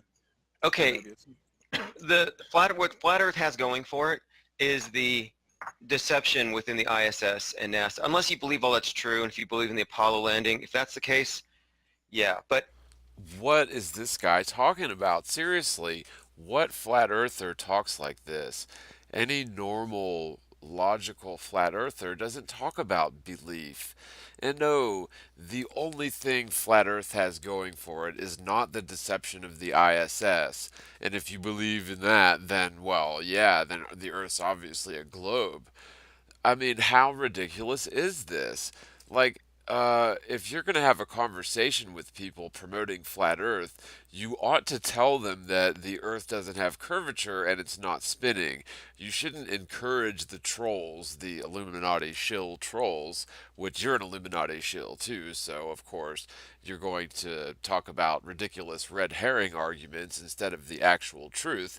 But hopefully you guys can see that no actual flat Earth proponent talks like this. I'll reconsider the Apollo landing if it's shown to be a ball and it looks like what we'd expect it to look like. Hey, IPS, Well, I don't think, real quick, Ed, I don't think that you really need to examine, I mean, maybe you should examine your paradigms and your beliefs afterwards, but I don't think that necessarily it makes global warming true once you figure out that it is a globe. Change your paradigm afterwards. After what? After this ridiculous stunt? Uh, this doesn't add up whatsoever. It really doesn't. I mean, I really can't say much more. You know, go ahead. True. That's actually a good point. Well, it relates in this way. When you look at what flat Earth actually means versus the globe, with the globe, the governments of the world can make the case for increased regulation and taxation on the grounds that they have to save the planet because of this phenomenon of global warming. But no globe, no global warming. Pointing out the ridiculous statements this person is making is getting quite tiresome, although apparently myself and just a few other people are the only ones that are noticing this stuff. But no globe, no global warming is just an absurd statement. Of course, if the Earth is flat, then it couldn't be a globe, but there could technically be system-wide, changes in the average overall temperature, whether the Earth is spherical or whether it's flat, which indeed it is. However, measurable trends in temperature are not something that are exclusive to either a sphere or a flat Earth, and to assume that that is somehow exclusive to a sphere or flat Earth is further preposterous. The fact that the Earth is indeed a stationary plane and we may be seeing some temperature rises, although global warming appears to be a hoax, if you watch the news from about 30 or maybe 40 years ago, they were saying that we were definitely on a trend for a new ice age. And in the last 20 years, of course, they say we're on a definite trend for global warming. And I'm sure that the phenomenon of chemtrails, which is yet again another hoax, another deception, chemtrails are indeed. That may do something, however, to change the climate overall. However, the climate can trend in different directions based on a lot of different factors, and that's completely not exclusive to the Earth being a sphere or being flat. You can have system-wide overall average temperature changes of the water and the sea and of the air. But if there's globe and no global warming still, and it's still a hoax to give us carbon taxes and all this nonsense, then isn't that still a viable conspiracy or agenda? Well, one of the reasons why I can't take it seriously now is that like Al Gore's satellite, GoreSat, the Discover, that's a weather satellite. That's been up there for so long. And now that I don't believe in it, I don't believe in any of its data. But if the world's shown to be a spinning ball, I'll be like, well, maybe I was wrong about dismissing his information. I'm terribly sorry, but no actual flat earther talks like that. We know for a fact that satellites don't exist and everything that has to do with space is fake. You can't orbit, you can't go up there and float around. That is a lie pushed in your brain since you were a child by the likes of NASA, as well as Star Wars, Star Trek, Lost in Space, and every other show that you've seen with little fake astronauts in space, and all of the different world governments who are all members of the Antarctic Treaty, by the way, who claim to go into space and float around and play ping pong with water. The theory of space-time doesn't actually exist. That is all a lie. And so any flat earther saying, if it's proven to be a globe, then I can rely on this satellite data doesn't make any sense whatsoever. And we can rely on data, but we can't rely on any sort of data coming from anyone claiming to have a satellite. And if you're somehow tricked into believing the Earth is a spinning sphere again, even though no true flat earther would ever reserve the possibility for the Earth being a spinning sphere, because we have taken this really quite personal and difficult journey to the startling conclusion that the Earth is absolutely not a spinning sphere, and there are simply no reservations in terms of, well, perhaps satellite data will prove global warming once we prove the Earth is a sphere in the public eye, of course. You're not going to prove anything to actual flat earthers, but you're going to try to do some pretty serious damage to the reputation of flat earthers in general by this just ridiculous stunt that you Illuminati shills are planning. You guys haven't heard the latest Al Gore stuff then, apparently, since you're not referencing it. Huh, isn't that a little bit of a anecdotal confirmation of my theory that these guys are all referencing things that they've discussed? They're all up on what each other are referencing. Not a big surprise. Al Gore claimed that he's on a mission from God. I'm not joking. Look it up. He did that like a week ago. That global warming, he was told by God to fucking do global warming. I'm not joking. Well, I'm the one who called him a doomsayer, advancing a new version of the second coming where instead of God punishing sin, God's punishing pollution. Instead of original sin, you have a carbon footprint, and that he is in fact selling indulgences through the cap and tax program. So if anyone just paid attention to what this so-called flat earther just said, he insinuated that he had something to do with Al Gore pushing this narrative that he's like the second coming. Now, either this person is having delusions of grandeur, or they are an architect of social constructs which the Illuminati ends up using to control the narrative of the mainstream, which everybody or 90% of the world believes. Hook, line, sinker, and the entire fisherman's boot. Al Gore claimed that he's on a mission from God. I'm not joking. Look it up. He did that like a week ago. That global warming, he was told by God to fucking do global warming. I'm not joking. Well, I'm the one who called him a doomsayer, advancing a new version of the second coming where instead of God punishing sin, God's punishing pollution. Instead of original sin, you have a carbon footprint, and that he is in fact selling indulgences through the cap and tax program. So yeah, it's absolutely, to me, global warming is a Jesuit construct, has nothing to do with science or saving the planet. Of course it is, and you would know that because you are a Jesuit Illuminati shill. yeah, it's absolutely, to me, global warming is a Jesuit construct, has nothing to do with science or saving the planet. Right. Hey, Unless I'm wrong, which we'll know in 5 months. I got a question about this rocket launch, though, IPS. Like a serious question. Do you know if there's any budget allotted for specific cameras? Like, say, like if you had like 15 hundo, like pushed aside for like a Canon 70D Mark II with like, I don't know, like a 250 to 600 millimeter zoom. Just curious. I know that's a pretty fucking specific thing, but no, I barraged for a third- questions like this, and he said that he'll answer them when he's on these longer talk show formats. Right. And he is going to have answers for that because all I wanted to know was, though, are you going to use a GoPro? And he said no. He's totally against using GoPro now. Well, at least you asked him that. Did you ask him, was he on his meds when he decided to take a steam rocket to the Kármán line? Right. He knows that My concern for that is that I would like to see comparable inference from a third-party perspective looking at this rocket going up into the air and the arc that is proposed as being either Coriolis force or because gravity's pulling it back down. That's what I'm curious about. He's not going Good, into orbit, good. though. Good Right, call. He's not so- going into orbit. That's Right, that's right. why they So, need a parabolic maneuver. Right. So I'm curious about similar right. characteristics in both fucking rockets. I'm serious about this here. Like this is I'm being dead serious. So a third party camera looking up and having the ability to zoom in and stay on there, that is important to me. I make those You don't arguments a want- lot. Mr. B, you don't want zoom though, do you? I mean, you want the maximum field of view, don't you?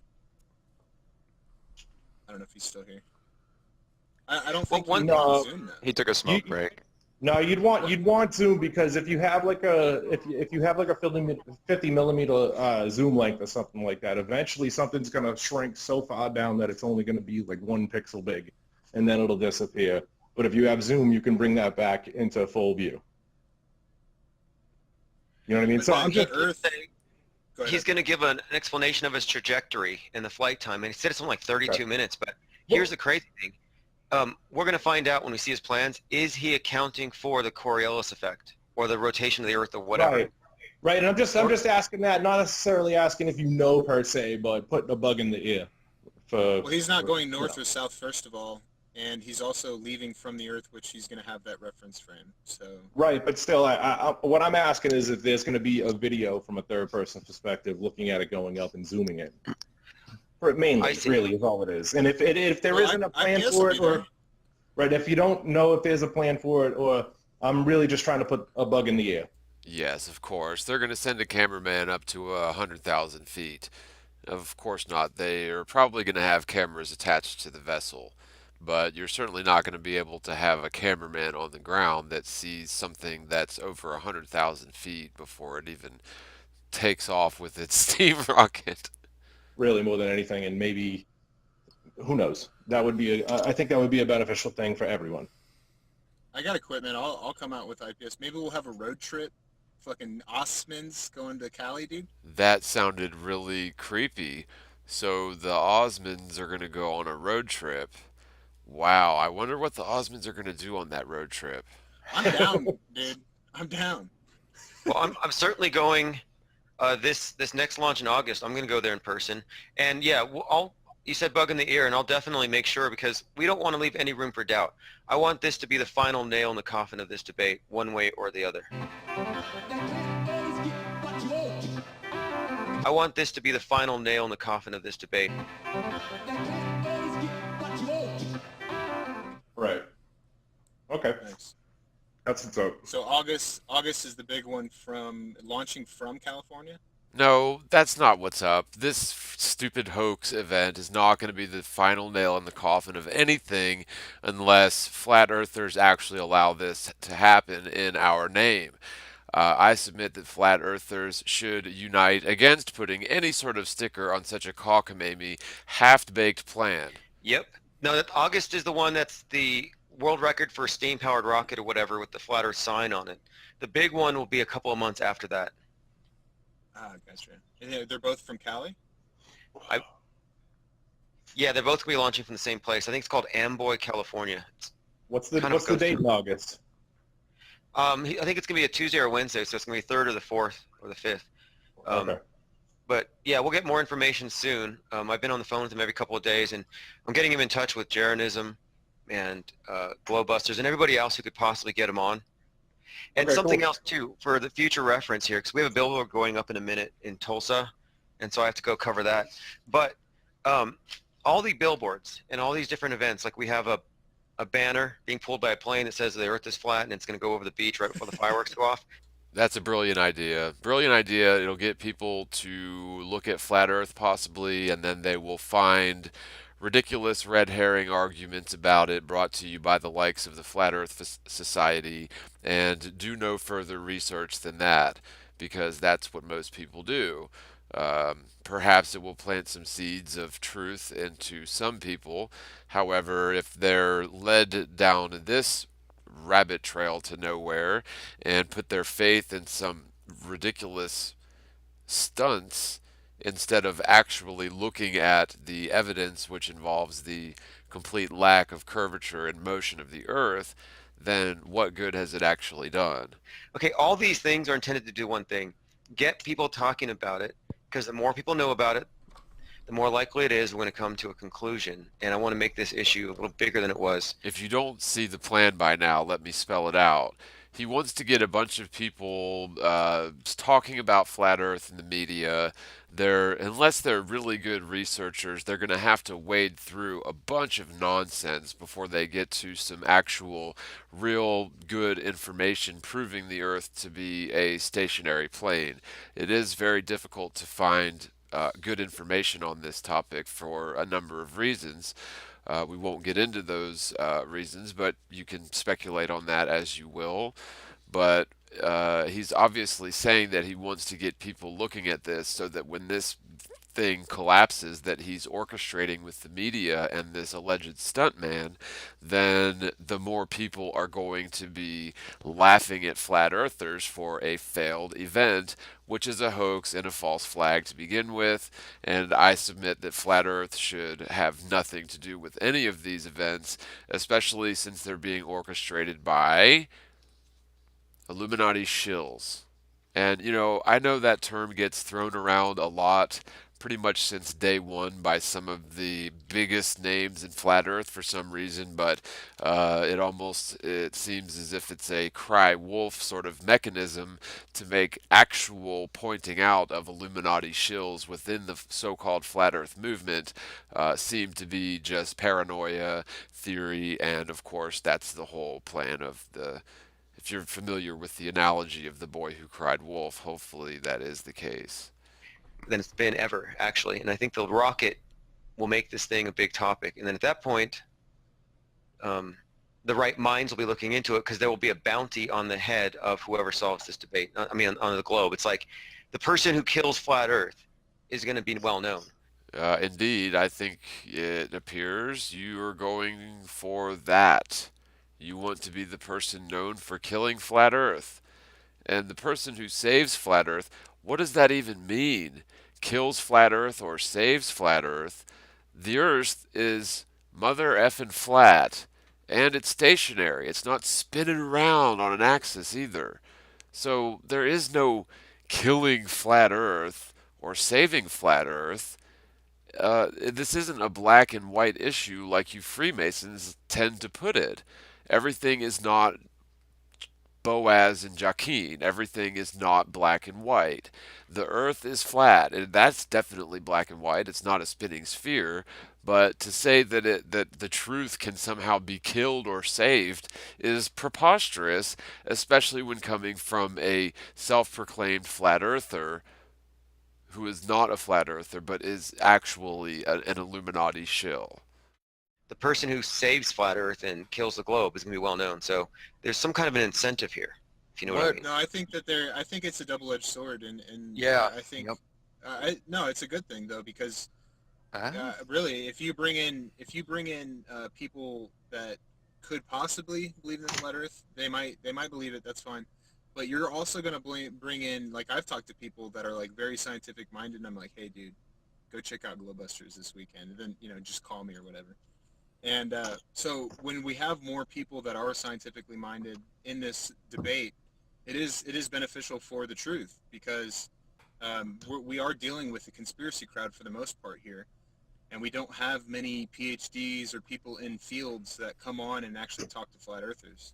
That is just abject nonsense. There are plenty of people who are credentialed in all sorts of things coming forward as flat earthers. That's the most ridiculous thing I've ever heard. And we don't need some degree-toting parrot to come along and tell us the earth isn't flat some more. We've all heard that our entire lives. It's nonsense. And the people who do look at flat earth and realize that it is true are not believed. And frankly, it doesn't have anything to do with belief. You guys are throwing this word belief around as if it means something. What we believe is irrelevant. What we can prove and discern through logic, measurement, and reason is what the flat earth movement is about. It has nothing to do with belief.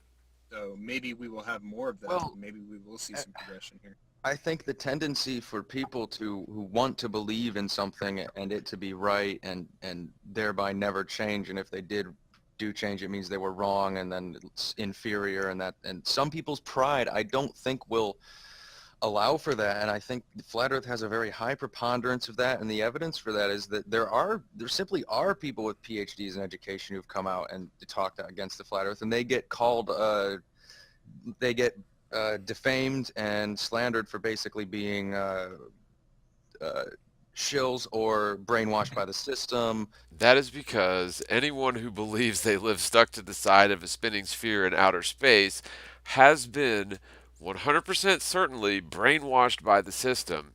Anyone who continues along that line after being confronted with very clear and concise evidence that what they were sold as a bill of goods of truth and science as a toddler, as a gullible toddler, happens to be a complete fallacy, a 100% lie, then don't change their minds, are either stuck within cognitive dissonance and will revert to their programming, or they are a globe earth troll. There's no other options. Either they're a globe earth troll or they haven't looked at this. Once a rational person looks at this, it is so obvious that we were deceived as young children about the spinning globe theory that doesn't exist, only exists in your imagination if you even believe in the spinning globe. But regardless of what you or anyone else believes, the Earth is definitely, verifiably a stationary plane, and certainly not a spinning sphere. And that the whole conspiracy of, like, maybe IPS, you don't have the same views as all the flat earthers. I'm sure you don't, especially when it comes to the conspiracy of the global powers at large that would be conspiring to control the masses. That is a very astute observation. Very astute. His beliefs on the powers that may or may not be controlling various causes, blah, blah, blah, blah. Yeah, his views on the Illuminati are different because he's in the Illuminati. He comes right out and tells you that. He puts it on his shirt. He tells everybody he's a practicing witch. We haven't even got to that part yet. Let's just keep going. But I think there's just no matter what the conclusion is, you said one way or the other we'll know. And what happens when you continue to say it's flat and we say, no, we disagree with what was seen? What happens then? Right, I know what you Then mean. you've just gotten a There's whole bunch more publicity. That's all that's happened. You would have just gotten more publicity. They'll call the experts shills or liars. Like you say, you have astronauts who are supposedly doing what they're doing and they're qualified, but they're just discredited automatically. So that is an obstacle. And my point here is that it's not going to be a flat earther that figures this thing out. Like I never thought it would be. Just because we figured this out doesn't mean we're experts on cartography. I just figure we draw attention to it and let the people who have the know-how move in. But where's the incentive? And I think one of the incentives that I might reach out to, because I'm going to be reaching out to different people to contribute to this thing. I'm going to say, hey, don't you want to be the geologist who brought this thing to a halt, or the philosopher, or the astrophysicist? This is a good way to make your name if you want to be attached to this event. Yeah, this is a great way to make your name in the controlled opposition hoax stunt event coordinated by Illuminati shills. Well, why wouldn't you release your real name then if you want to be attached to it? I don't. After July, I'm kind of going back into ghostwriting full time. Ah, so you're just a part-time flat earther using fake names and stirring up all kinds of drama and just setting up absolute nonsense as somehow being definitive proof one way or the other of flat earth theory or belief. And yeah, totally not transparent whatsoever there, Mr. Illuminati shill. Nice. I don't. So what is this experience for you? Why are you doing it? If it's not your main objective in life, I suppose. There's a number of reasons, and I'd probably write about that quite a bit, but I think a lot of it is I've always studied conspiracies. Where do you write about that? In the Masonic Lodge's records? And I've always debunked them on my own, but when it came to Psy-Ops and seeing how the media manipulates minds, I was like, okay, this is bigger than any other conspiracy. This is about state-controlled propaganda influencing how the public sees the world. So when I came into Flat Earth, I was like, it can't be that bad. But apparently it seems to be. And I want to find out if it's that bad. Are we dealing with some hardcore propaganda convincing us that the world is, in fact, a spinning ball? Or is it? Like, I'm just trying to figure out if it's true or not. Yeah. Yeah, because, flat earthers can't really figure out if this is true or not. We need some Illuminati shill to pretend to launch a steam rocket to the Kármán line. That's exactly what we need to prove this thing one way or another. Give me a break. In ghostwriting, are you anonymous in that as well?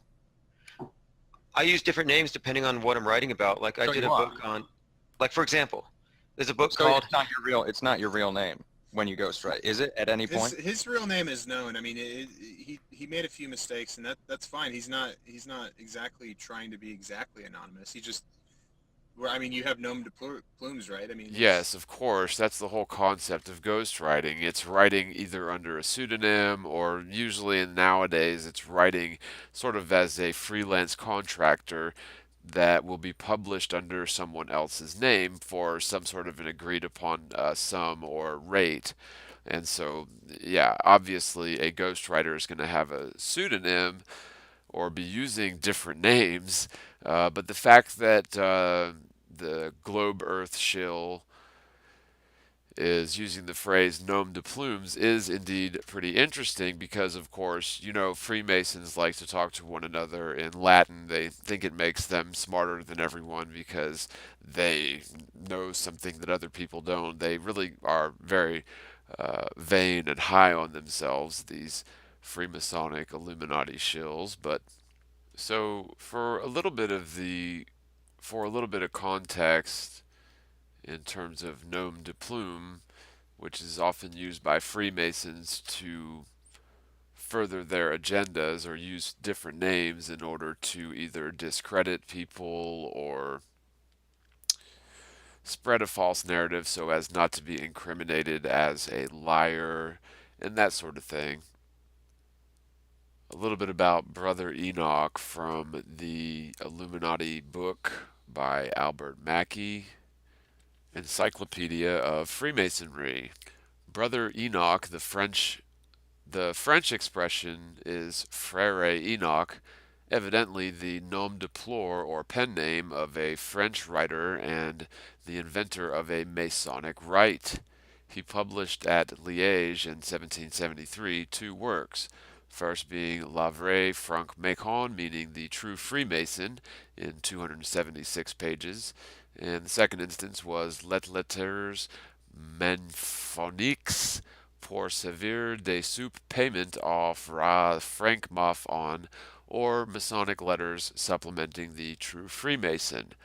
The design of the former of these works was given an account of the origin and object of Freemasonry, a description of all the degrees, and an answer to the objections urged against the institution. The historical theories of Frere Enoch were exceedingly fanciful and wholly untenable. Thus he asserts that in the year 814, Louis the Fair of France, being flattered by the fidelity and devotion of the operative Masons, organized them into a society of 4 degrees, granting the masters the privilege of wearing swords in the lodge, a custom still continued in French lodges, and having been received into the order himself, accepted the Grand Mastership on the festival of St. John the Evangelist in the year 814. Other equally extravagant opinions make his book rather a source of amusement than of instruction. His definition of Freemasonry is, however, good. He says that it is a, quote, a holy and religious society of men who are friends, which has for its fruition discretion, for its object the service of God, fidelity to the sovereign, and love of our neighbor, and for its doctrine the erection of an allegorical building dedicated to the virtues, which it teaches with certain signs of recognition. So dissecting that last part a bit, because it is very appropriate, I think, for this video, that Freemasonry is a holy and religious society of men who are friends, which has for its fruition, or for its own personal benefit, it has discretion, which means they behave in secret. For its object, or for that which they use to fool people, the service of God, fidelity to the sovereign, and love of their neighbors. And for its doctrine, or what they preach, not really what they do, but their doctrine is the erection of an allegorical building dedicated to the virtues, And again, those virtues would be their sort of cover, which it teaches, or the Freemasonic lodges teaches, with certain signs of recognition. So, in other words, they sort of go through the motions of these virtues, but they don't actually practice what they preach. It's very clear what Albert Mackey, one of the prolific Freemasonic writers of old, has to say about Freemasonry. So, take it from the horse's mouth. So, what exactly are the virtues of Freemasonry? Well, a little bit of digging, and this comes from the Grand Texas Lodge. It talks about the four cardinal virtues, so I would imagine that these Freemasons have other so-called virtues, and I just wonder, what these virtues are that Mackey speaks of in his book here, the Encyclopedia of Freemasonry. So, this is quoting again from the Grand Texas Lodge, quote, in the entered apprentice degree, the new brother is introduced to the four cardinal virtues during the close of the explanatory lecture. These virtues are temperance, fortitude, prudence, and justice, and are very briefly explained to the new entered apprentice. Unfortunately, these virtues have no connection to the rite of initiation experienced by the new Mason, and the lecture does little to clarify their introduction at this time. From an esoteric standpoint, one must go to great lengths to manipulate these virtues to make a connection to the ritual. Up to at least 1750, none of the early Masonic manuscripts or ritual exposures contains any reference to the four cardinal virtues. Coyle's Masonic Encyclopedia states, quote, it is probable that this peculiar part of the lectures goes back beyond the dawn of symbolic Masonry, and that what we have is a distorted remnant of a much more meaningful symbolism, or has been built up in the modern times out of a brief and unimportant part of the old pre-Grand Lodge working, end quote.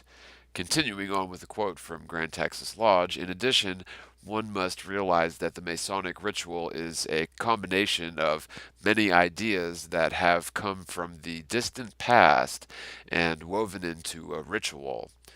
Over time, ideas have been added, removed, or merged with other concepts to form the current Masonic ritual. Based on the evidence, the cardinal virtues were not added to the Masonic ritual until after the middle of the 18th century. Coyle's Masonic Encyclopedia suggests that the cardinal virtues were, quote, taken from the Catholic Church, which derived from Plato, and to which the Church had added the three theological virtues, faith, hope, charity, and which Freemasonry also borrowed, end quote. Continuing on with the quote from the Grand Texas Lodge of Freemasonry, in any event, the cardinal virtues have intrinsic value to the Mason and are certainly essential to Freemasonry. They can stand on their own within the ritual without any direct connection to the initiatic experience or to Masonic symbolism. If you're not familiar with the initiation rites of Freemasonry, it's basically a blood oath. The Freemason swears essentially to secrecy, or they will be killed in excruciating and painful manners that get more and more bizarre as they progress up the degrees. So back to the quote anyway. The Texas Monitor of the Lodge provides an explanation of each of the four virtues. So this goes into a little bit more detail what they mean by temperance, fortitude, prudence, and justice. Temperance is that due restraint upon our affections and passions which renders the body tame and governable, and frees the mind from the allurements of vice. This virtue should be the constant practice of every Mason, as he is thereby taught to avoid excess, or the contradiction, or the contracting of any licentious or vicious habit, the indulgence of which might lead him to disclose some of those valuable secrets which he has promised to conceal and never reveal, and which would consequently subject him to the contempt and detestation of all good Masons. End quote. Temperance represents restraint. The Mason must control his passions and desires. He must practice restraint in all things and avoid excess. He must exercise caution in his action, speech, thought, feeling, judgment, and life. And breaking away from the quote a bit, this is why when the known globe Earth troll was busted at the Denver Flat Earth party, he claimed that he owns 3 houses of pot plants, and he literally pretends to smoke pot on his little silly podcast. He'll say, "Oh, let me light this real quick," and he'll go,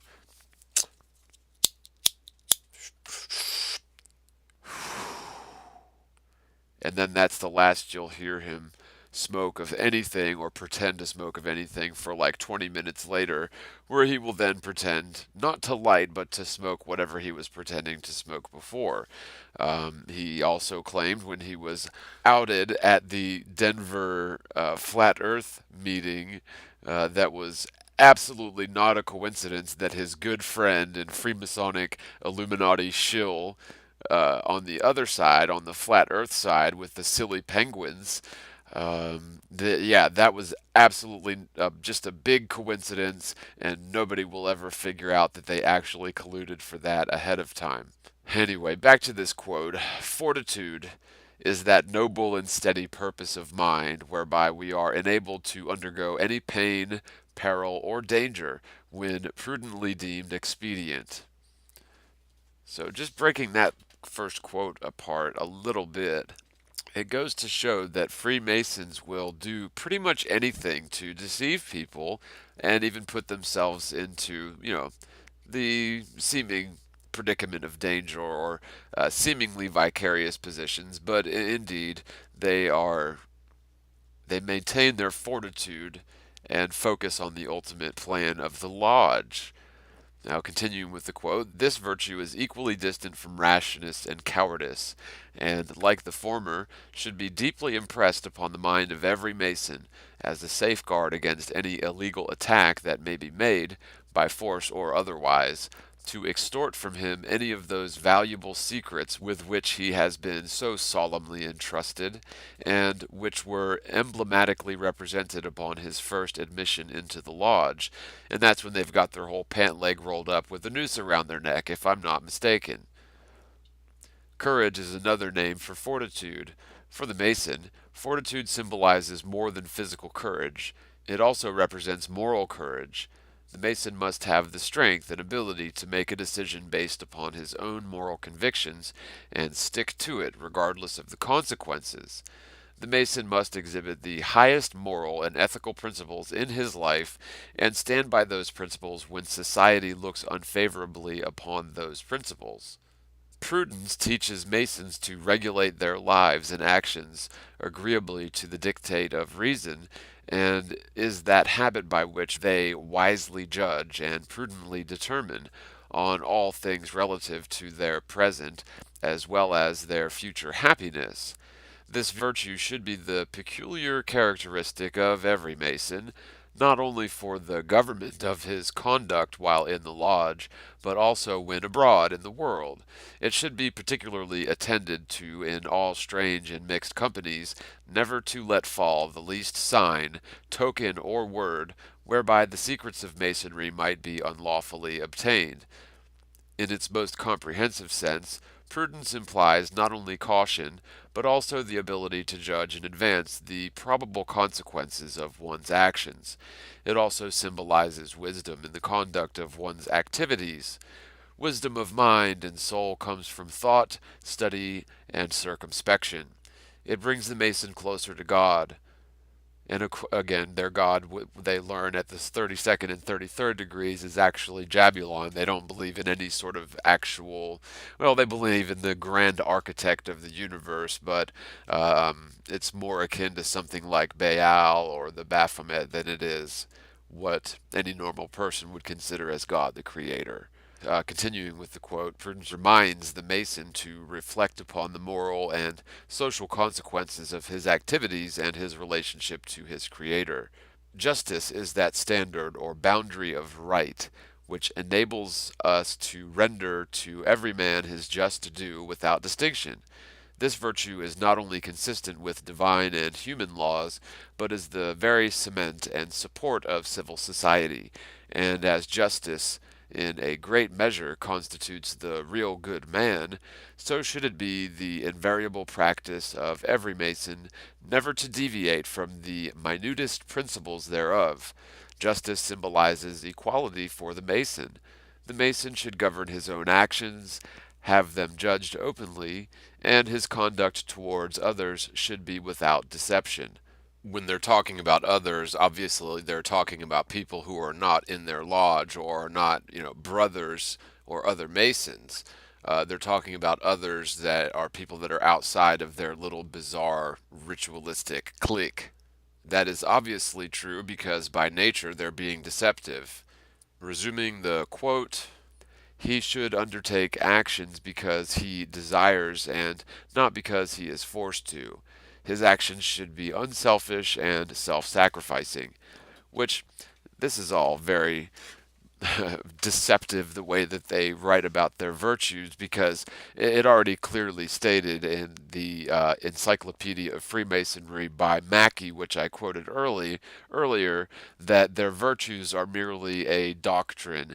It's something that they preach, they got it from the Catholic Church, and they don't actually live by these, but they pretend to. So it's really no wonder that they would have, well, they do have some hidden messaging if you read between the lines on these so-called virtues. But again, this is not for the Masons to actually practice. It's for the Masons to outwardly display. But again, that is just a facade because they are by nature deceptive.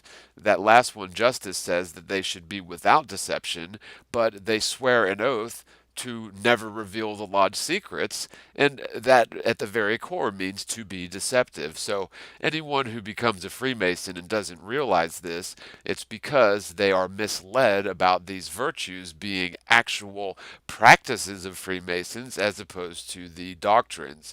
And so when you have lower level Freemasons that are 100% innocent of any sort of malfeasance or plotting to take over the world or plotting to kill flat Earth, you do have higher level Masons that are aware that these virtues are nothing more than a clever disguise for their actual clandestine activity. Be exactly anonymous. He just, well, I mean, you have nom de plumes, right? I mean, it's Yeah, kind of with what writers ghostwriting, do. yeah, with ghostwriting, it goes under the name of the published author, whoever's the public face of it, and then generally in the forward or whatever, in the intro, they'll say, for so-and-so. They'll give you some sort of a thank you. But nobody knows your real name, so that's sort of irrelevant. no, when I do that, I sell the work, and I don't have any attachment to it after that. But I like that life better. I like being quiet and alone. This has just been a strange diversion I didn't plan on. Yeah, very, very funny stuff there. Very funny. Flat Earth is not a strange diversion. How can the truth be a strange diversion? What sort of flat Earth proponent talks like this? What sort of flat Earth proponent actually gets along with the most well-known, infamous globe Earth troll like this guy? I mean, come on, give me a break, people. A strange diversion I didn't plan on. No, Yeah, I you seem can. kind of you seem like a kind of a homebody, but like well read and I don't know. I think that you excel at things that you're interested in, and I do the same. I gotta tell you guys, I mean, this guy here, this flat earther, is gotten more compliments from the globe Earth troll here, the most well-known globe Earth troll in the world. He's gotten more compliments than I've ever heard him say in ever. Not that I sit around listening to these people much, but for a flat earther to get so many compliments from Timio, give me a break, people. You've got to see through this, right? Uh, And I don't know. I think that you excel at things that you're interested in, and I do the same. And I guess we're both kind of interested in the conspiracy and the. you're both kind of interested in the conspiracy. First of all, flat Earth isn't a conspiracy. It's not a theory either. It happens to be the truth, and the truth cannot be a theory.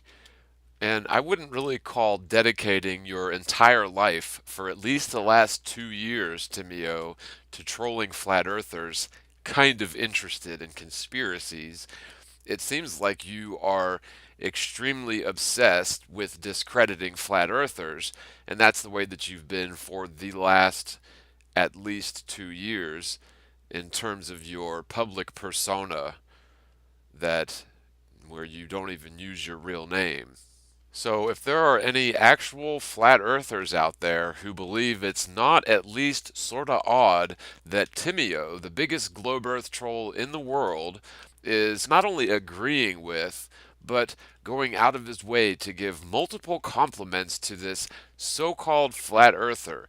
I mean, just think about this for 10 seconds, people, and answer the question to yourself. Do you trust this situation here at all? I think that you excel at things that you're interested in, and I do the same. And I guess we're both kind of interested in the conspiracy and the sociology and the psychology of this crowd and such. So I understand where you're coming from, but I just think that you're obviously misled with the flat Earth idea, but you're actually doing something about it. So I really don't have a problem with it. Oh, yeah, that was a very thinly veiled threat that nobody would ever catch on to. So you say you're misled about your belief in flat Earth, essentially, but that you think what he's doing is great because he's actually doing something about it. So this is as if to say that all of the thousands and thousands of people who have been putting their necks on the line, ruining their relationships, trying to promote flat Earth within their own inner circles, have somehow not been doing anything but putting up a billboard which attracts a daredevil who is going to do some ridiculous fabricated hoax event is somehow doing something about flat Earth, funneling people into this ridiculous notion that spreading memes with penguins, which nobody else knows what they mean but a specific cross-section of flat earthers in air quotes, is the most ridiculous thing I've ever heard. Hopefully this will be the nail in the coffin. I think if it does show curvature, there will be a lot that say fuck this basically. But I think that this is going to be a little niche group, a little cottage industry for years to come, really. If it does show curvature, that's the only time I've really heard Timeo mention curvature in this conversation, or really anyone mention curvature in this conversation. But again, we don't need to send a steam rocket to the Kármán line uh, in order to prove the lack of inverse square curvature to the Earth. The lack of curvature has been proven with or without this cockamamie scheme. The lack of axial rotation or orbital motion of the Earth has also been disproven, completely independent of this cockamamie scheme. Well, if I'm convinced by the results of this thing that it's a spinning ball, I'll probably do a 180 and I'll just go full bore globy and I'll just be like, hey, this is bullshit. No, really? If it proves a spinning ball, you'll do this, that, and the other. What kind of a flat earther says this thing? Anybody that's following this guy, I hope that you really understand how full of it he really is. And if you don't see through this by now, I doubt you ever will. But it still gets even worse. Let's stop this. But if you did set up a crowdfund account to like get some geodesy equipment and do some experiments, I would totally back it. Like if you wanted to, or if you know someone who does it, I would totally be interested in learning more about that and seeing how it may or may not make the case as well. That's cool, man. Yeah, I'll be in touch about that. Why in the world, again, would anyone be promoting flat Earth if they felt there needed to be a case made for it? The case has been made. The Earth isn't a spinning sphere. All flat earthers know this without any sort of question or doubt whatsoever. And to say that it needs a case to be made is admitting that there is no proof of the flat stationary Earth, which is patently absurd and proves to me that this person has nothing to do with the actual grassroots flat earth truth awakening. And I should quickly mention, this is regardless of how this person may or may not act when he's on certain venues. What counts is his intentions, and what counts is what he says to his fellow Illuminati shills. I don't think I would take any of the money, but I think that I might actually do some experiments myself. Wow, Timio, the globe earth troll who pretends to have all this proof for a spinning sphere Earth, might actually do some experiments for himself. Well, isn't that just dandy? I was actually on a mountain in Boulder not too long ago with the theodolite doing the eye level test and whatnot. So I might do that on my own actually, just Well, for. Ooh, the eye level test using a theodolite. You mean the eye level test using convex lenses which cause the horizon to appear to drop in the viewfinder. However, that has to do with the shape of the lens as well as the shape of the atmosphere and has nothing to do with the shape of the Earth. on one note before I go here, it's not really about the money, but it's about every person who invests suddenly has an interest in the outcome. And that's kind of my angle. Like, I would rather have 100 people donate 20 bucks a piece to this rocket than have one big donor step in. Well, actually, you'd need 100 people to donate $78 apiece to get the nearly 8,000 that you're looking for. But even say you get 200 people to do it. Yes, you want more people invested in this so that when it fails, they will be all that more disheartened by the ridiculous flat earth movement that they spent their money on and it turned out to be an abject failure, just as it's planned to be by the controlled opposition working with the media to discredit flat earth using this preposterous steam rocket jump. Because I want all these people invested in it, involved in it, because we want this thing to go viral, because it's all about getting people to talk about this issue. Do you hear that, folks? The Illuminati wants this issue to go viral so that people will start talking about it, so that it can be discredited by the media, so that the people talking about their beliefs and theories will be completely and utterly the laughing stock of the world when this ridiculous and preposterous flat earth rocket jump to the Kármán line using a steam rocket fails.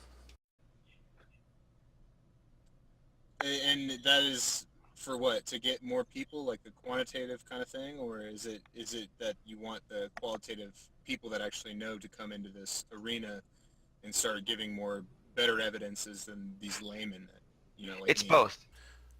Okay, so let's just break that down a little bit. Basically, what Timio is asking the Flat Earth shill is whether he's looking for masses of people or experts that will come out to debunk this, and he answers both. Now, the other thing that Timio said was layman, which we all sort of maybe throw that word around a little bit, but if you know anything about Freemasonic brotherhoods, they refer to each other as either Ascended Master, Grand Master, or Brother, or anybody that's outside of their little clique, they call layman. So it's not a big surprise that the Illuminati Flat Earth shill didn't say anything about the fact that there are lots and lots of very smart, educated people who have definitely proven flat Earth 100%. It doesn't need to be proven any further. He just goes on and says he wants both.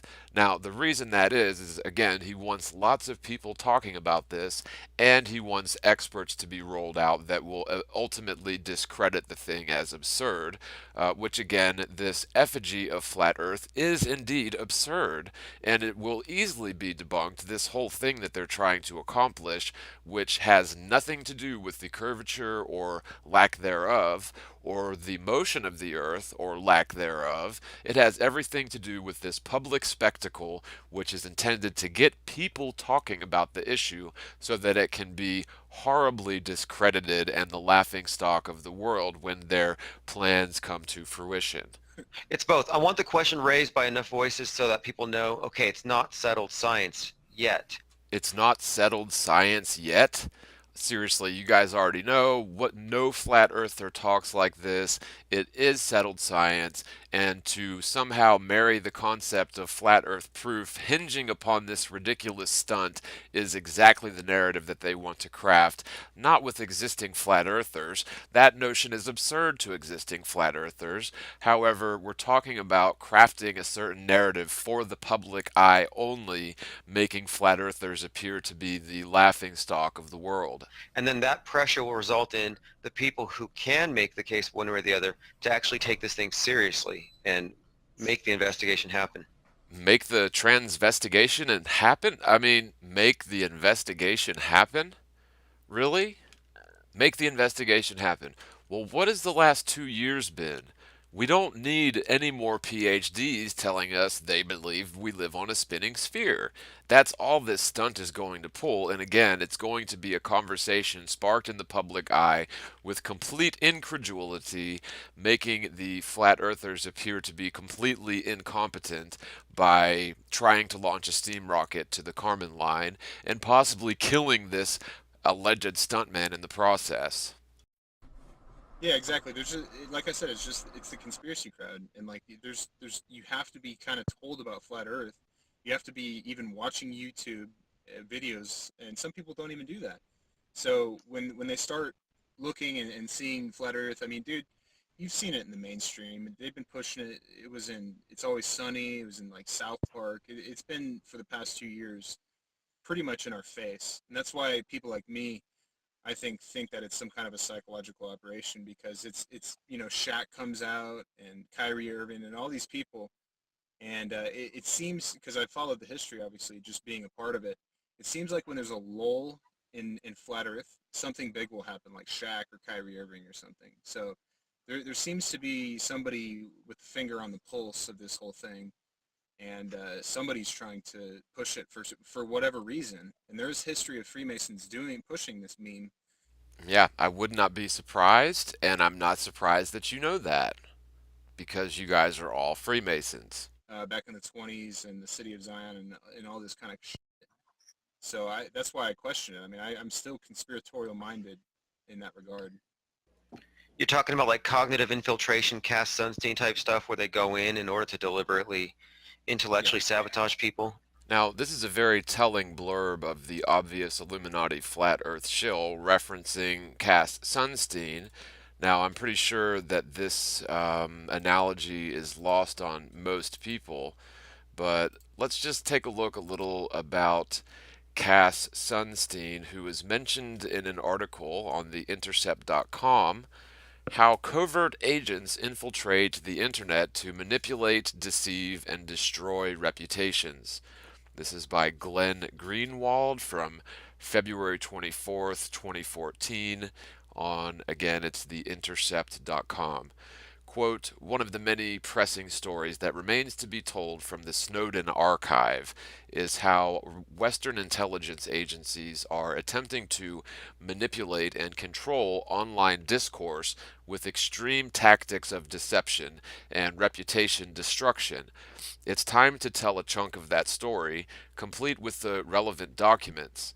Over the last several weeks, this writer here worked with NBC News to publish a series of articles, and all of this is linked up. I will put a link to this article in the description as well. Returning to the quote, again, over the last several weeks, this writer here worked with NBC News to publish a series of articles about, quote, dirty tricks, tactics used by the GCHQ's previously secret unit. JTRIG, which stands for the Joint Threat Research Intelligence Group, and that's actually mentioned, I believe, later on in this conversation here.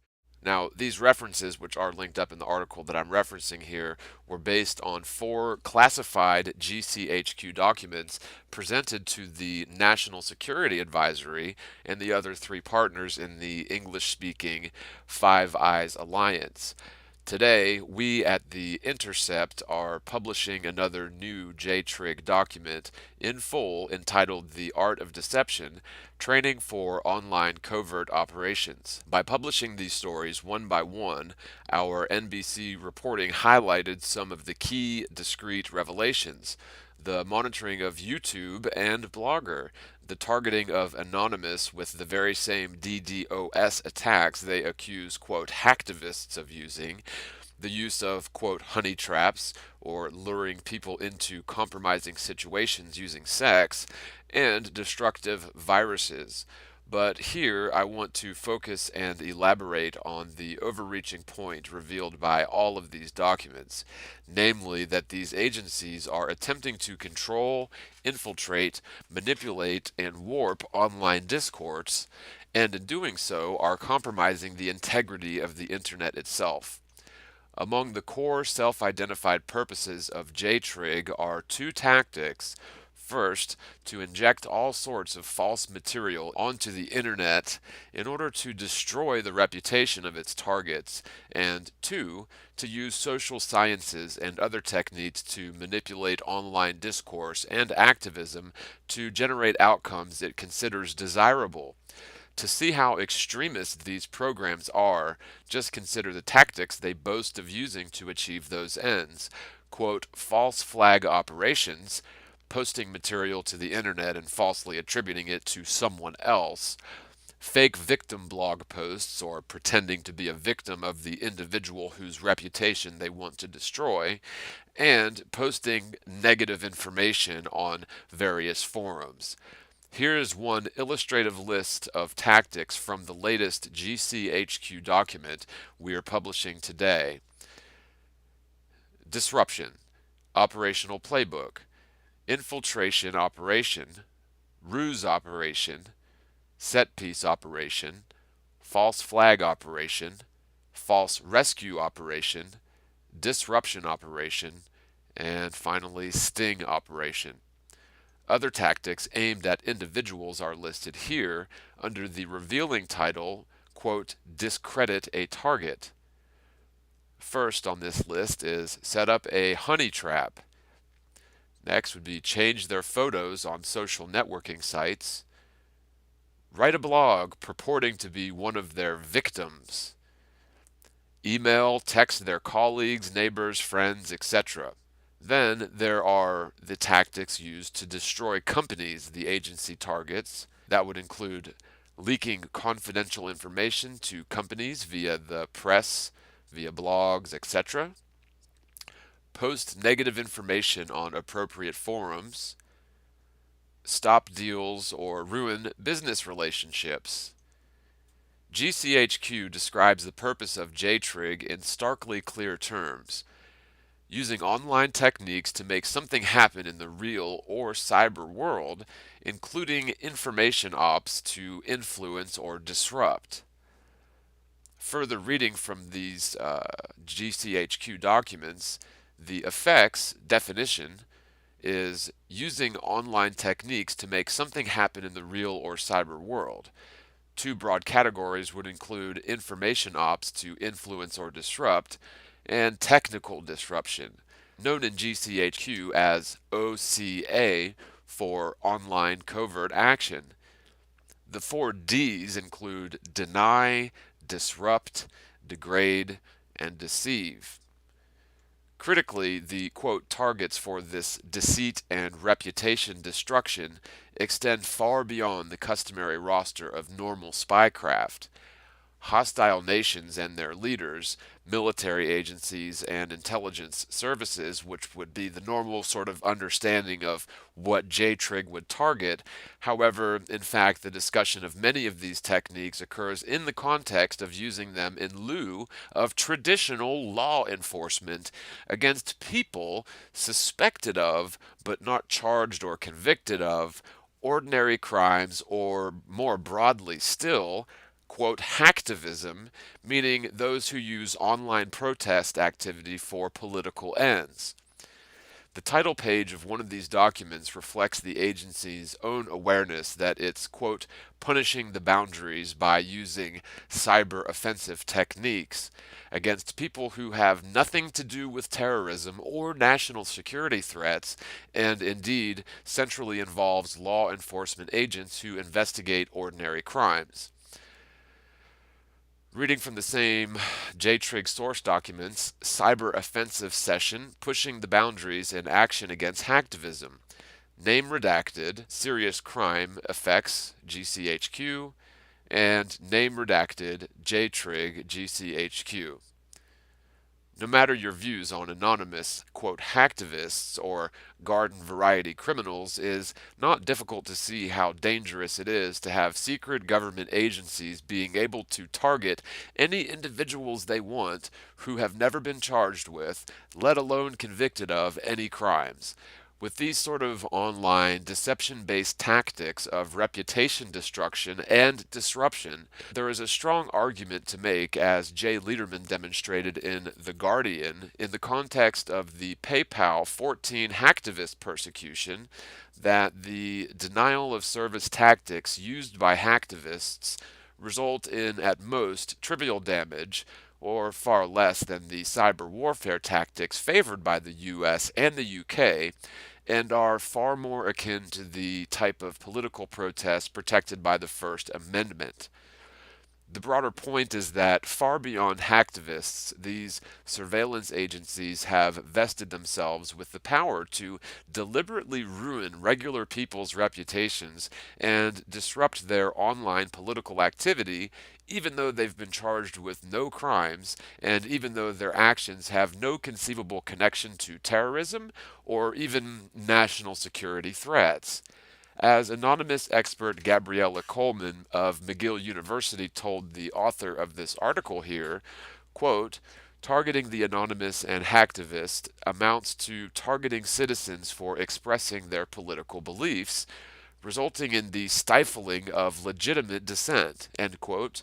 And returning to the quote from theintercept.com, pointing to this study, and again, all of these are linked up in this article, so it has a lot of source references that you really need to look at. According to this study she published, Professor Coleman vehemently contested the assertion that, quote, there is anything terrorist or violent in their actions, end quote. Returning to the quote from The Intercept, government plans to monitor and influence internet communications and covertly infiltrate online communities in order to sow dissension and disseminate false information have long been the source of speculation. Harvard law professor Cass Sunstein, a close Obama advisor and the White House's former head of the Office of Information and Regulatory Affairs, wrote a controversial paper, which is linked up, from 2008, proposing that the U.S. government employ teams of covert agents and pseudo-independent advocates to, quote, cognitively infiltrate online groups and websites as well as other activist groups. Sunstein also proposed sending covert agents into, quote, chat rooms, online social networks, or even real space groups, end quote, which spread what he views as false and damaging conspiracy theories about the government. Ironically, the very same Sunstein was recently named by Obama to serve as a member of the NSA review panel created by the White House, one that, while disputing key NSA claims, proceeded to propose many cosmetic reforms to the agency's power, most of which were ignored by the president allegedly, who appointed them. But these GCHQ documents are the first to prove that a major Western government is using some of the most controversial techniques to disseminate deception online and harm the reputations of targets. Under the tactics they use, the state is deliberately spreading lies on the internet about whichever individuals it targets, including the use of what GCHQ itself calls false flag operations and emails to people's families and friends. Who would possibly trust a government to exercise these powers at all, let alone to do so in secret, with virtually no oversight and outside of any cognizable legal framework?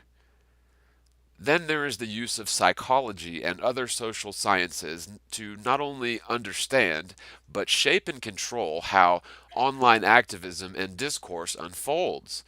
Today's newly published document touts the work of GCHQ's Human Science Operations Cell, devoted to, quote, online human intelligence and, quote, strategic influence and disruption. Those are linked in this article as well.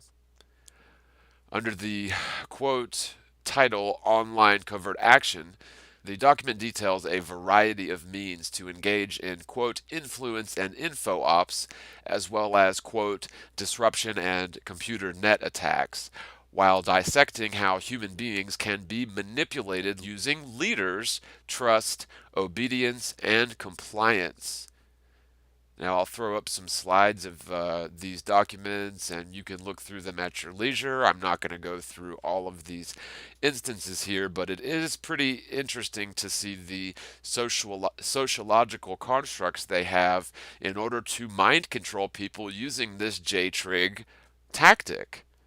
It's all in black and white here, folks, and these are declassified documents.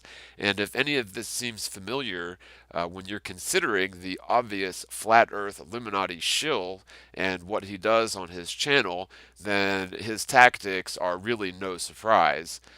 Continuing with the quote, the documents lay out any theories of how humans interact with one another, particularly online, and then attempt to identify ways to influence the outcomes or, quote, game it.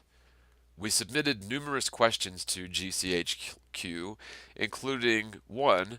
Does GCHQ in fact engage in, quote, false flag operations where material is posted to the internet and falsely attributed to someone else? 2.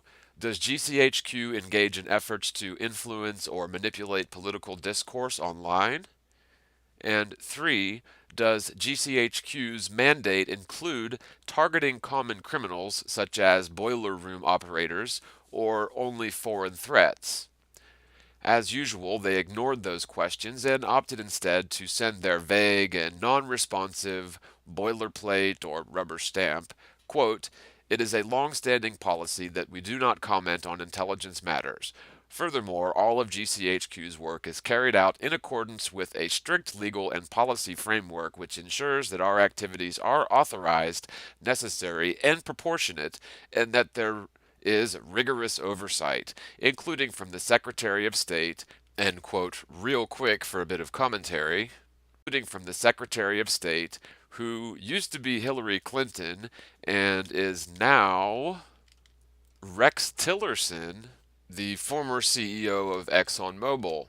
So, you know, if we're supposed to have any sort of trust that the Secretary of State giving oversight to these J-trig, covert, illegal, unconstitutional actions, socially manipulating the world via the internet using really deep psychological tactics, is not comforting in the slightest.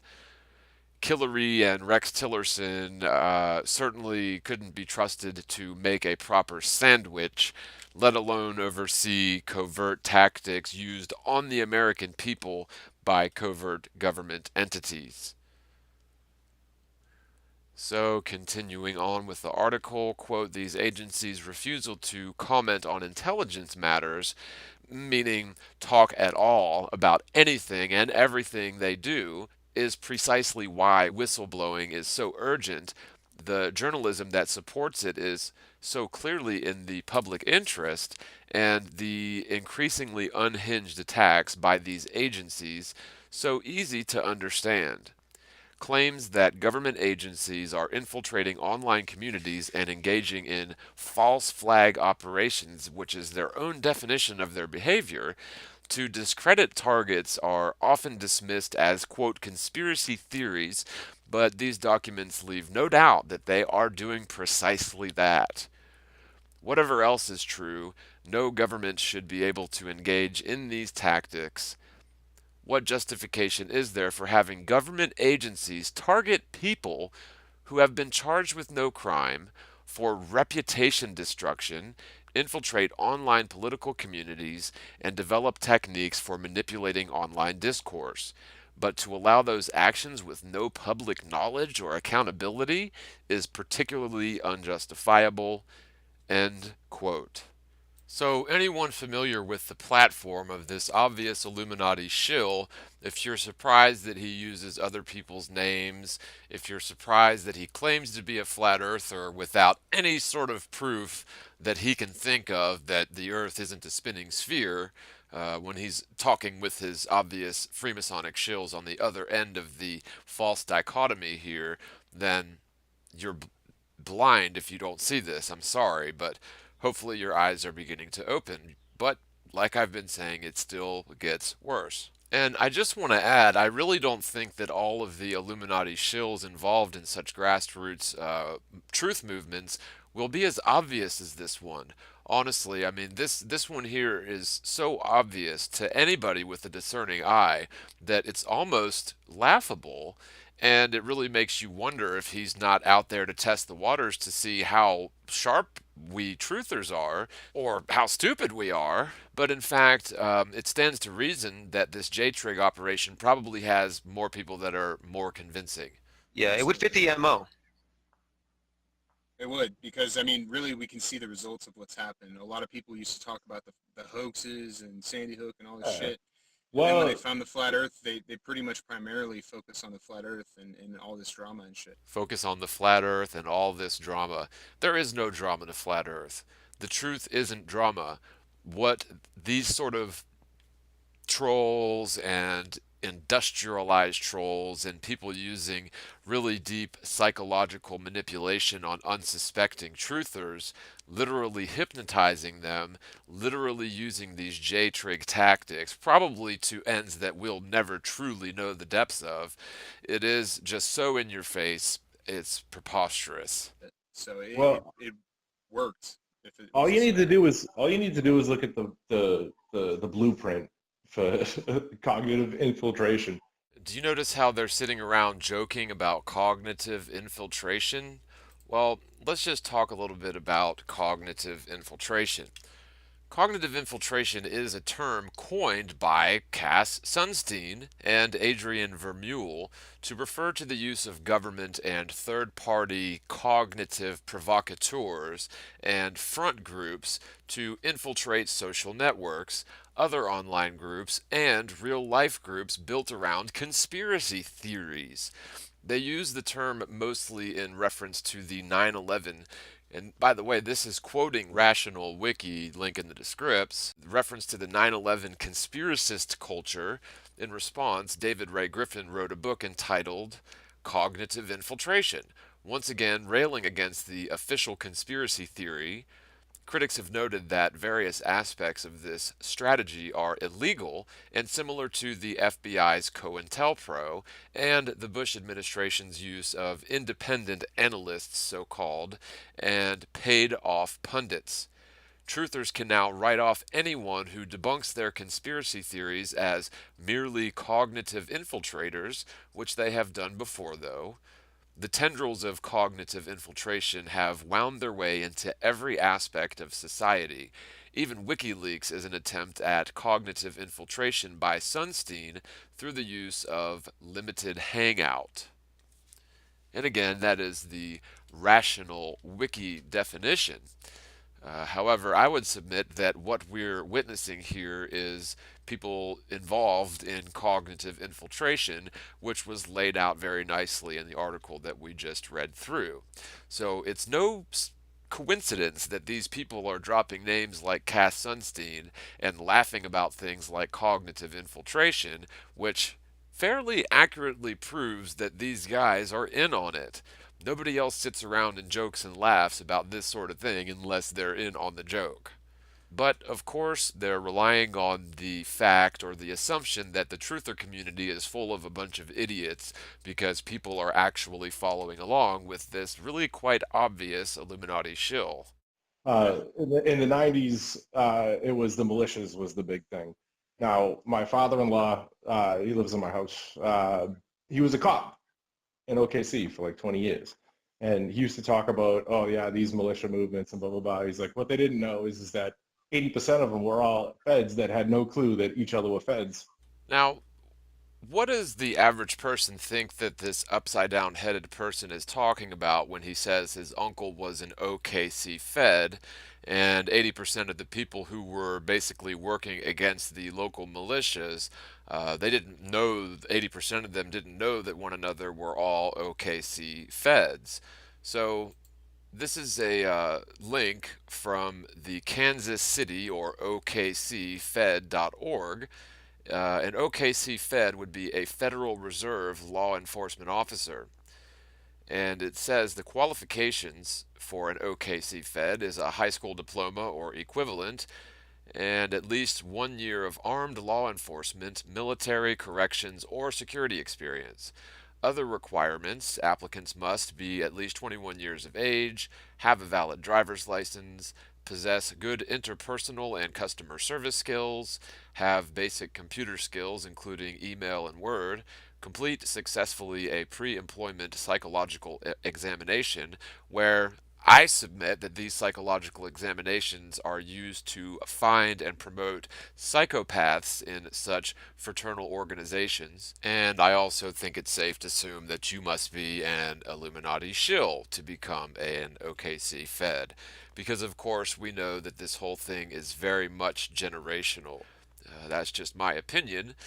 Continuing with the actual requirements to be an OKC Fed is to complete successfully the federal law enforcement legal training, complete successfully the, quote, fit for duty physical and drug testing, complete successfully handgun training, complete successfully semi-automatic heart defibrillator first aid and CPR training, maintain physical fitness to effectively respond to incidents, and be available to work weekends, holidays, and overtime.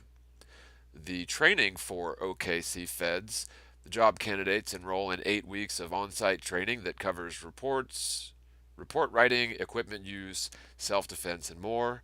Upon successful competition, candidates are sworn in as Federal Reserve law enforcement officers. During initial training, the typical schedule is 6:30 a.m. to 3 p.m. weekdays. Once a shift is assigned, the officer completes a 30-day on-the-job training program.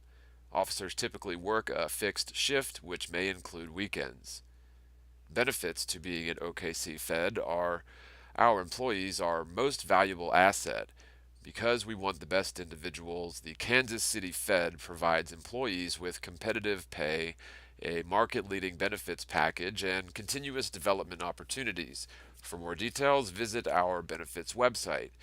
Now, OKC Fed is nothing to brag about, and when you sort of say that tongue-in-cheek, laughing about it in your coded conversation that you think nobody's going to listen to, because frankly, nobody does listen to this group. However, the people that do, you assume they're not going to fully understand what you're laughing and joking about. However, having an uncle that works for the non-federal, non-reserve, non-bank scam, which is probably the biggest scandal in all of history in terms of the financial damage which the Federal Reserve, the non-federal, non-reserve, non-bank scam has done to the American people. They have illegitimately, illegally, and viciously printed our money out of its inherent wealth by changing it over to a fiat currency not backed by anything but the people's faith in the currency and our addiction to so-called fossil fuels, which is yet another deception in order to enrich the elites, poison the world, and further gain control over the masses through debt, slavery, taxation, and worthless oil, which we absolutely don't need to run engines. So, for someone who claims to be in the truth community and sits there and chuckles about his uncle working for the non-federal, non-reserve scam, which again is the biggest scam in terms of monetary damage to America, is frankly just disgusting. And anyone in the truth community who thinks it's cool and funny to work for the OKC Fed is just absolutely ridiculous. The whole thing, this whole conversation is ridiculous and should be extremely telling to anyone who knows anything about the truth movement. And even if you didn't know anything about this stuff before, if you've watched this long, well, then surely you know now exactly why this particular Illuminati flat Earth shill behaves in the way that he does. About he's like, what they didn't know is that 80% of them were all feds that had no clue that each other were feds, and like only 20% of them were like legit. You know what I mean? So like, I don't know. It was a big information gathering type thing. So who knows what's what? I don't It's know. an information war, and they understand that it's the grand chessboard. They Right, understand well, that you need to play both I sides, guess- basically. I guess my point is that if they were to go to those measures in the 90s, then why wouldn't they just employ people in the 2010s and like just sit on a computer? Like, Yeah, why wouldn't they do that? Oh, wait a minute. They are. And it isn't they, it's you. You're sitting there doing that right now. So, the hidden in plain sight stuff does not work, and you Illuminati shills can sit there and chuckle about your ridiculous tactics all day long. In the end, the truth is going to win this, and the deceivers are going to be completely caught with their pants down. For example, this very video which you're watching. They do. There's J Trig, and there's all kinds of there's all Jewish kinds trolls of I things. hear. There's all kinds Yeah. of things, dude. Indeed, there is J-Trig, and J-Trig operations are exactly what you people are participating in now, laughing about it in front of people's faces because you think that we're too stupid to realize it. But I think it's funny when I'm called a. Isn't that what we are? Yeah, we're globe shills. I will say, at least they're being honest. He just said he was just talking about J-Trig and this, that, and the other, and how that's all out there. And the other one said, that's what we are. And he said, yes, that's what we are. We're Globe Earth shills. So it's fairly obvious that these people are in collusion. And if you haven't gotten that now, it actually continues to get worse, if you can believe this or not. Nah, dude, It's funny because we're actual truthers, like trying to bring what we think is the truth to Yeah. people that call themselves truthers, that completely have blinders on and shut off any information to the contrary of their new belief. Having blinders on to anything contrary than their beliefs would strictly apply to people who believe that the Earth is a spinning sphere.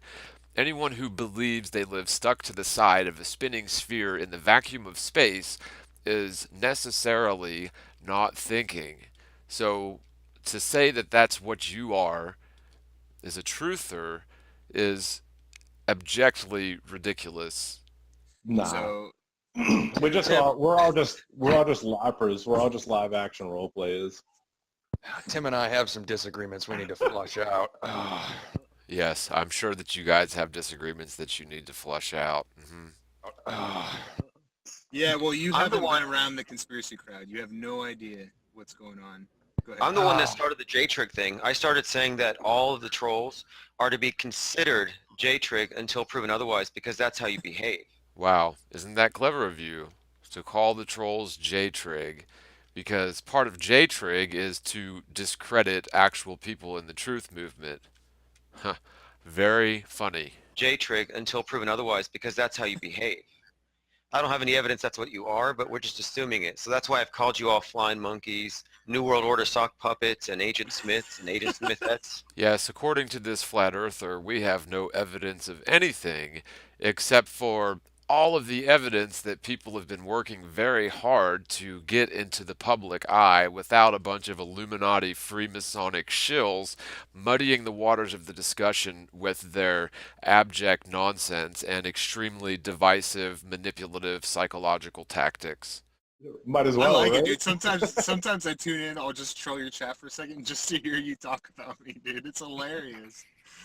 I bet it is hilarious because, according to what I understand, this alleged flat earther is responsible for doxing the wrong guy and pinning the tail on the donkey for some innocent person who has nothing to do with flat Earth or the round Earth, sphere Earth debate, whatever.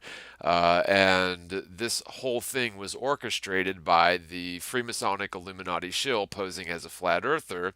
He actually doxed the wrong guy, and his minions proceeded to physically harass this actual innocent person, which now categorizes flat earthers as a threat, a real threat to innocent people's pursuit of life, liberty, and happiness. And so anyone following this obvious Illuminati shill and going and acting violence, whether that's physical violence or psychological or personal defamation of character of some innocent person, is 100% in the wrong here.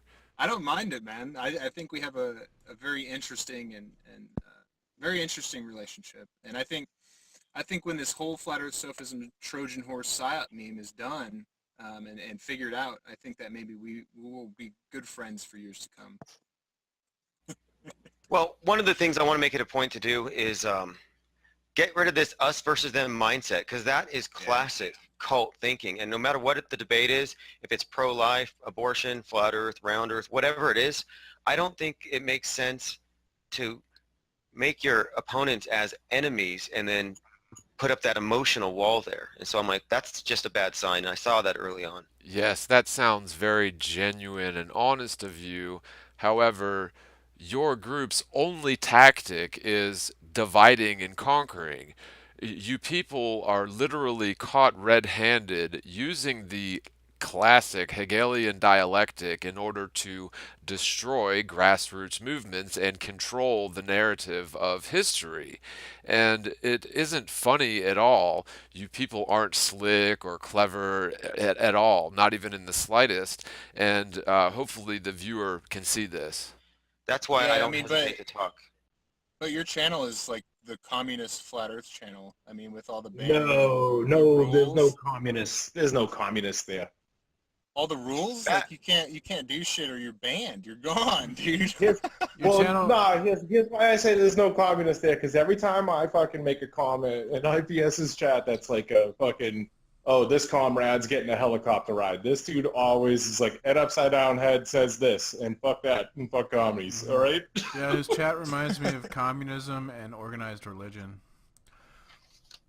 Well, what I'm going for is more like Mussolini-style fascism. There you go. You know what's really funny about this is that he's actually telling the truth. If you've ever been to one of this character's chat rooms, it is exactly like Mussolini fascism in an online sort of sense, with regards to the fact that they silence dissenters, bash anyone who goes against their minions or the leader of their Mussolini cult. When somebody is speaking of Mussolini fascism, we'll get into that real quick, but just to touch on the phrasing of flying monkeys, it's a phrase used in popular psychology mainly in the context of narcissistic abuse. They are people who act on behalf of a narcissist to a third party, usually for an abusive purpose. Enablers just allow or cover for the narcissist or abuser's own bad behavior. And so the fact that he's mentioning all of this stuff, using the term flying monkeys in jest, giggling with well-known J-Trig trolls, really is telling about his personality and the tactics that this person is using to really manipulate a lot of innocent and well-meaning people, and it is something that needs to be exposed and understood by the community at large. In 1919, Mussolini founded the Fascist Party. Benito Mussolini, an Italian World War I veteran and publisher of socialist newspapers, breaks with the Italian socialists and establishes the nationalist Fasci di Combattimento, named after the Italian peasant revolutionaries, or, quote, fighting bands from the 19th century. By the way, this is quoting history.com. We'll put a link in the description.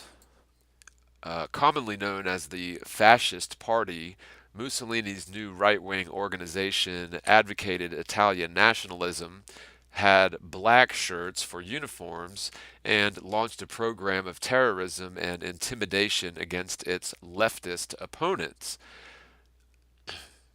I'm going to go on the record and say that terrorist intimidation is not something that we want associated with the Flat Earth Truth movement.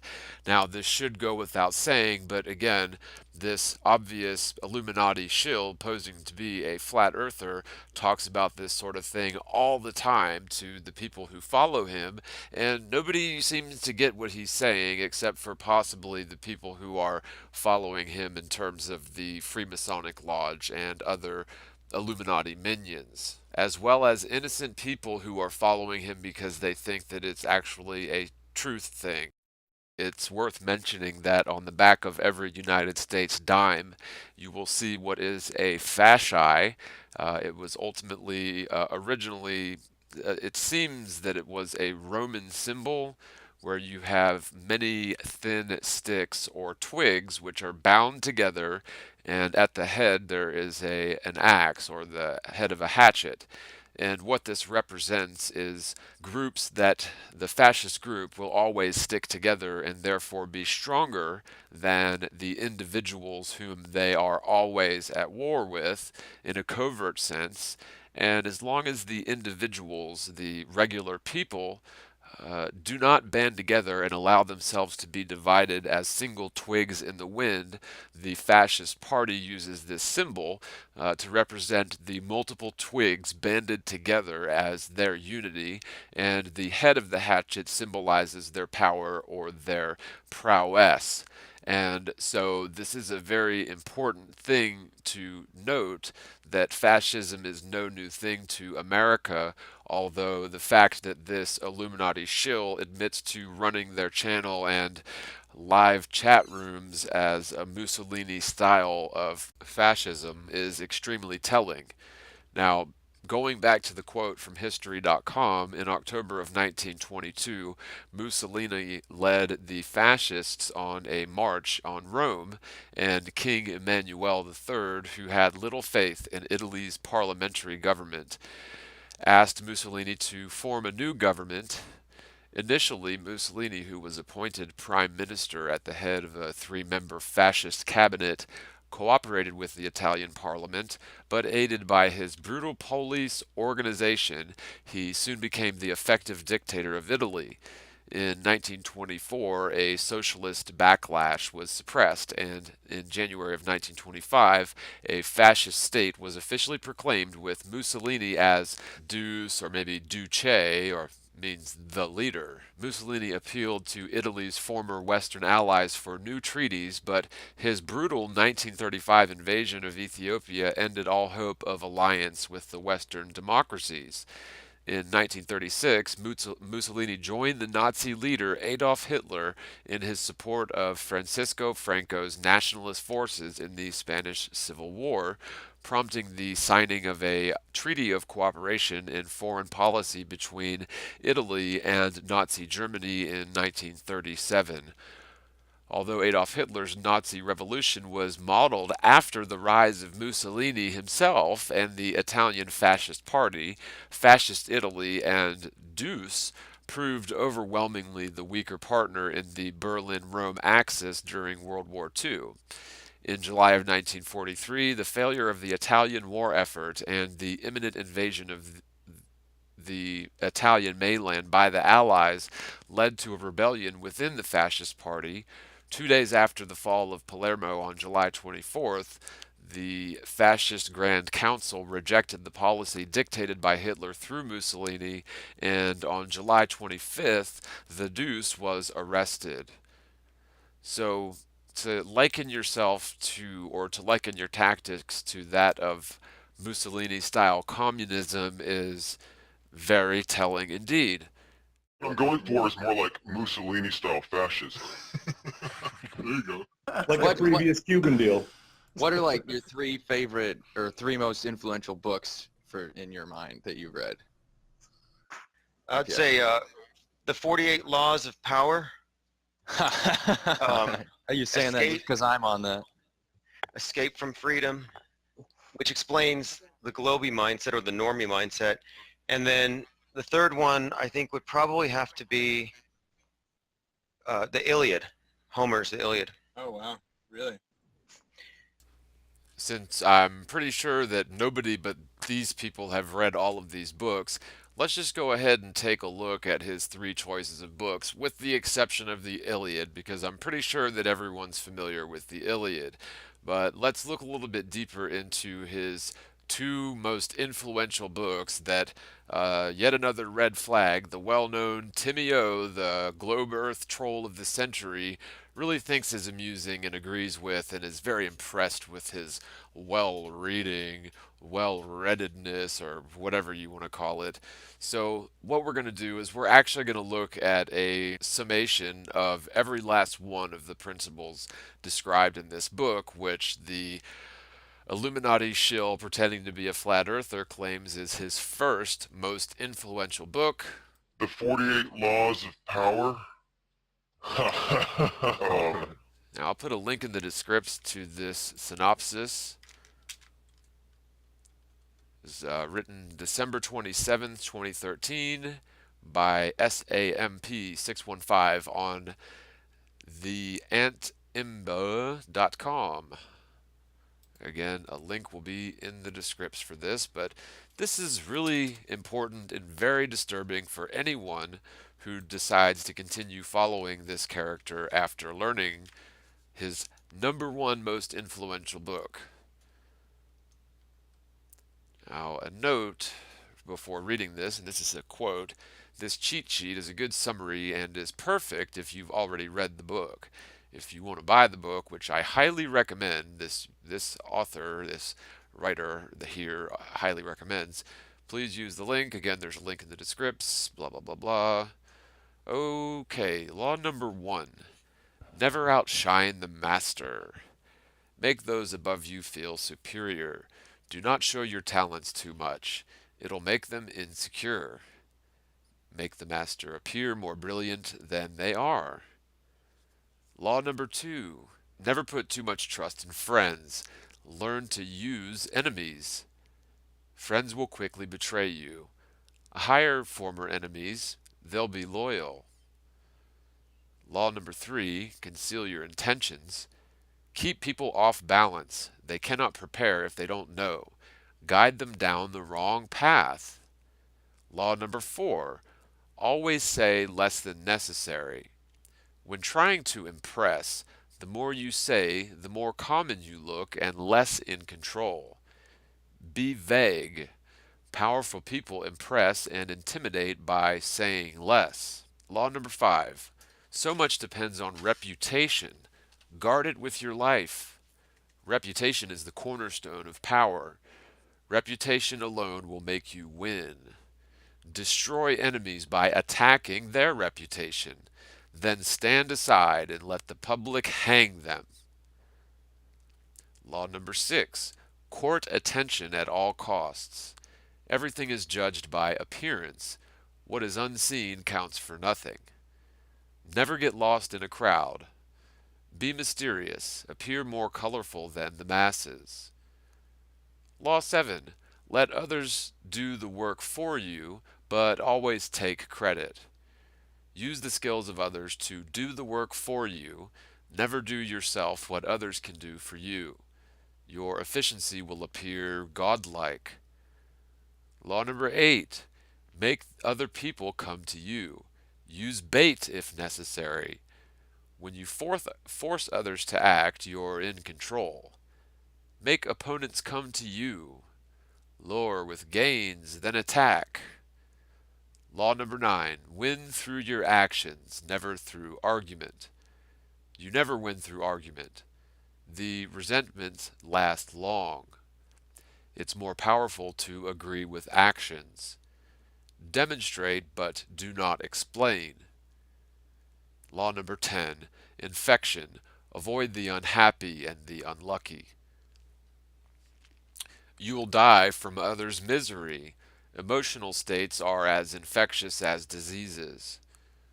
The unfortunate draw misfortune upon themselves and will draw it onto you. Associate with the happy and fortunate. Law number 11. Learn to keep people dependent upon you. To maintain independence, you must be needed and wanted. The more you're relied on, the more freedom you have. Make people depend on you for happiness. Never teach them enough so they can do without you. Law number 12. Use selective honesty and generosity to disarm your victim. One sincere move will cover over a dozen dishonest ones. Honesty can bring down the guard of suspicious people. Open their shield with honesty, then deceive. Law number 13. When asking for help, appeal to people's self-interest, never their mercy. Do not remind people of past deeds. Find something that will benefit them and emphasize it out of proportion. Law number 14. Pose as a friend, work as a spy. Learn to probe and find valuable information. Ask indirect questions. Every occasion is a chance to spy. Law 15. Crush your enemy totally. More is lost through stopping halfway. Crush your enemy in body and spirit. Law number 16. Use absence to increase respect and honor. Too much circulation makes the price go down. If you're already established in a group, temporarily withdraw to make people talk. Create value through scarcity. Law number 17. Keep others in suspended terror. Cultivate an air of unpredictability. Being predictable gives control to others. Behavior that isn't consistent will wear people out, and they'll stop trying to explain things. When used to the extreme, you'll intimidate and terrorize. Law number 18. Do not build fortresses to protect yourself. Isolation is dangerous. Isolation cuts you off from valuable information. It's better to mingle. You are shielded from your enemy in a crowd. Law number 19. Know who you're dealing with. Do not offend the wrong person. Never assume everyone will react the same way. Choose your victims carefully. Never offend the wrong person. Law number 20. Do not commit to anyone. Fools rush to pick a side. Do not commit yourself to cause but yourself. Maintain independence. Make people chase you and play people against one another. Law number 21. Play a sucker to catch a sucker. See dumber than your mark. Don't be stupid, but make your mark appear smarter than you. Making them appear smarter hides your motives. Law number 22. Use the surrender tactic. Transform weaknesses into power. When you're weaker, never fight just for honor, but surrender. Do not give them the satisfaction to win. Surrender. Turn the other cheek to infuriate them. Law number 23. Concentrate your forces. Intensity defeats extensity every time. Find a fat cow that'll give you milk for a long time. Law number 24. Play the perfect courtier. Master the art of indirection. Assert power gracefully. Law number 25. Recreate yourself. Create an identity that commands attention and never bores. Be the master of your own image. Use large gestures and actions. Your character will seem huge and you'll gain power. Law number 26. Keep your hands clean. Never appear soiled by mistakes. Use others as scapegoats to disguise your involvement. Law number 27. Play on people's need to believe to create a cult-like following. People want to believe in something. Become the focal point of this and offer them a cause, a new faith. Keep your words vague but full of promise. Emphasize enthusiasm over rationality. Give your new disciples rituals to perform and ask them to make sacrifices. Law number 28. Enter action with boldness. If you're unsure, then don't do it. Timidity is dangerous. Any mistakes you commit through audacity are easily corrected with more audacity. Everyone admires boldness. No one honors the timid. Law number 29. Plan all the way to the end. The end is everything. Take into account of scenario. If you plan, you won't be overwhelmed. Guide fortune by thinking far ahead. Law number 30. Make your accomplishments seem effortless. Conceal the clever tricks. Make your success seem natural. Do not reveal how hard you work. Teach no one your tricks. Law number 31. Control the opinions. Get others to play with the cards you deal. The best deceptions seem to give the other person a choice. Give options so no matter the choice, you win. Law number 32. Play to people's fantasies. The truth is unpleasant. Avoid it. Yeah. People that manufacture romance are like oases in the desert. There's great power in tapping into people's fantasies. Law number 33. Discover each man's thumbscrew. Find others' weaknesses. It's usually insecurity, uncontrollable emotions, and secret pleasures. Law number 34. Be royal in your own fashion. Act like a king to be treated like a king. The way you carry yourself determines how you're treated. Appearing vulgar or common will make people disrespect you. Kings respect themselves and inspire the same in others. By acting confident, you make yourself destined to wear a crown. Law number 35. Master the art of timing. Never seem in a hurry, always seem patient. Sniff out the spirit of the times. Find the trends that'll give you power. Learn to stand back when not ready and then strike. Law number 36. Disdain things you cannot have. Ignoring them is the best revenge. Acknowledging petty problems gives them existence. When you acknowledge an enemy, you make them stronger. The more you mistakenly make yourself visible, the worse this gets. If you want something but can't have it, then disdain it. The less interest you reveal, the more superior you seem. Law number 37. Create compelling spectacles. Striking imagery and symbolic gestures create the aura of power, and people respond. Stage spectacles for those around you and heighten your own presence. Dazzle by appearance. Law number 38. Think as you like, but behave like others. By flaunting your unconventional ways, people will only think you want attention. They'll punish you for making them feel inferior. Blend in. Law number 39. Stir up waters to catch fish. Anger and emotion is counterproductive. Stay calm and objective. Make enemies emotional while you stay calm. Rattle your enemies. And I gotta tell you, this is rather troubling to find somebody who names this as their most influential book in the flat earth truth community. I mean, give me a break, and we're almost done here, and I've got some more commentary on this, of course, but law number 40, despise the free lunch. What's offered for free is dangerous.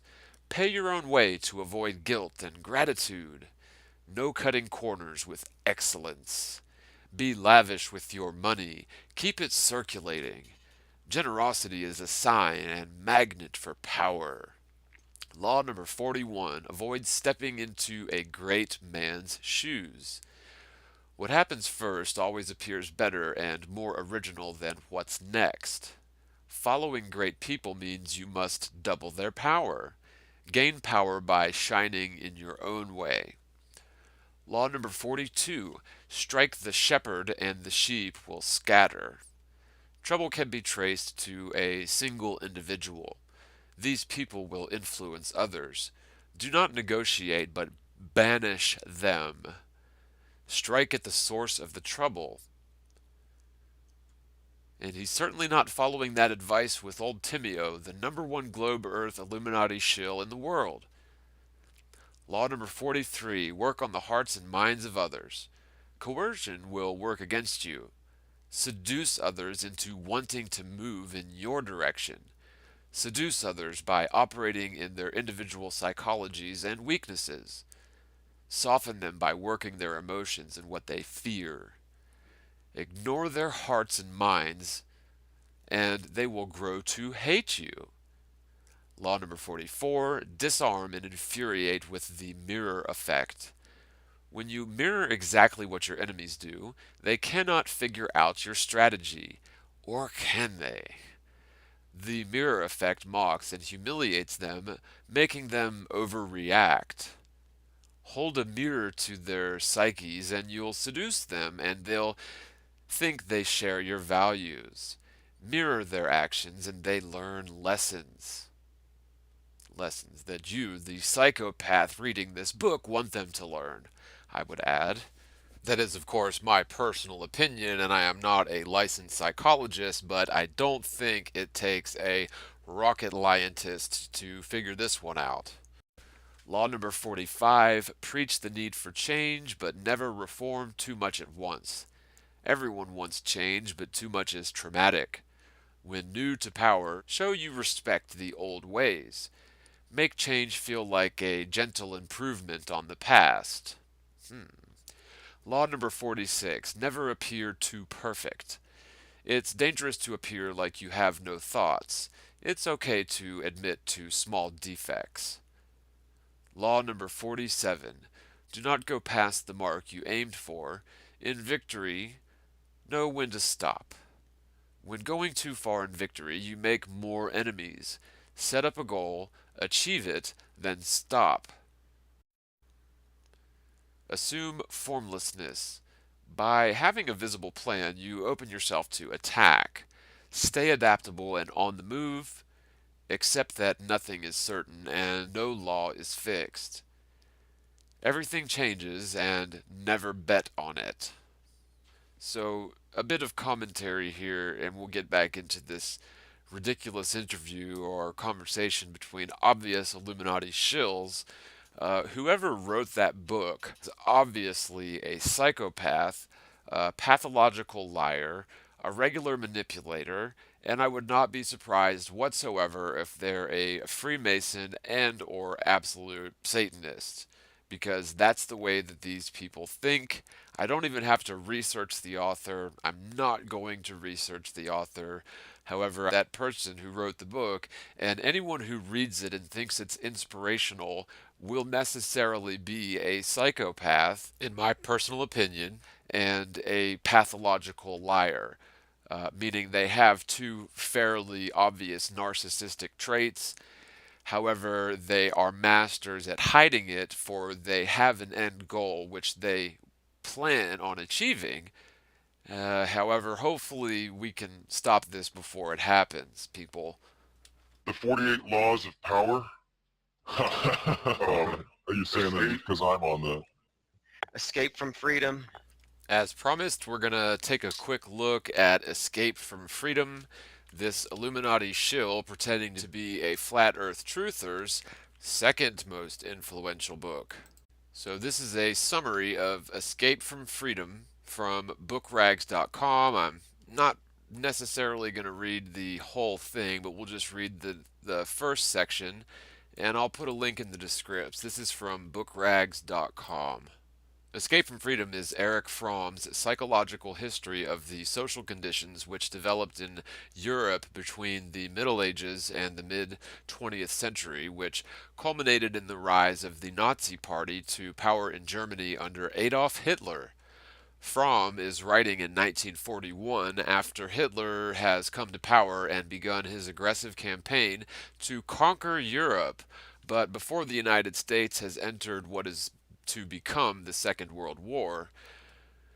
The underlying question of Fromm's work is how the German people allowed Hitler's totalitarian regime to gain power, seemingly willingly, and with their enthusiastic support. A secondary question Fromm asks is whether or not democracy, such as that found outside of Germany, makes a people safe from similar developments. He identifies a basic psychological need which has led to the support for the Nazis in Germany and continues by warning that this need is not necessarily filled in a democracy. Fromm answers his main question by characterizing the social character of the German people after World War I as one especially susceptible to the message of the Nazi Party. Now, I'll just leave it at that. That's just the very beginning of this synopsis of Escape from Freedom, this crypto flat earther, his second most influential book. And if you want to research the Iliad, that was one of Homer's epics.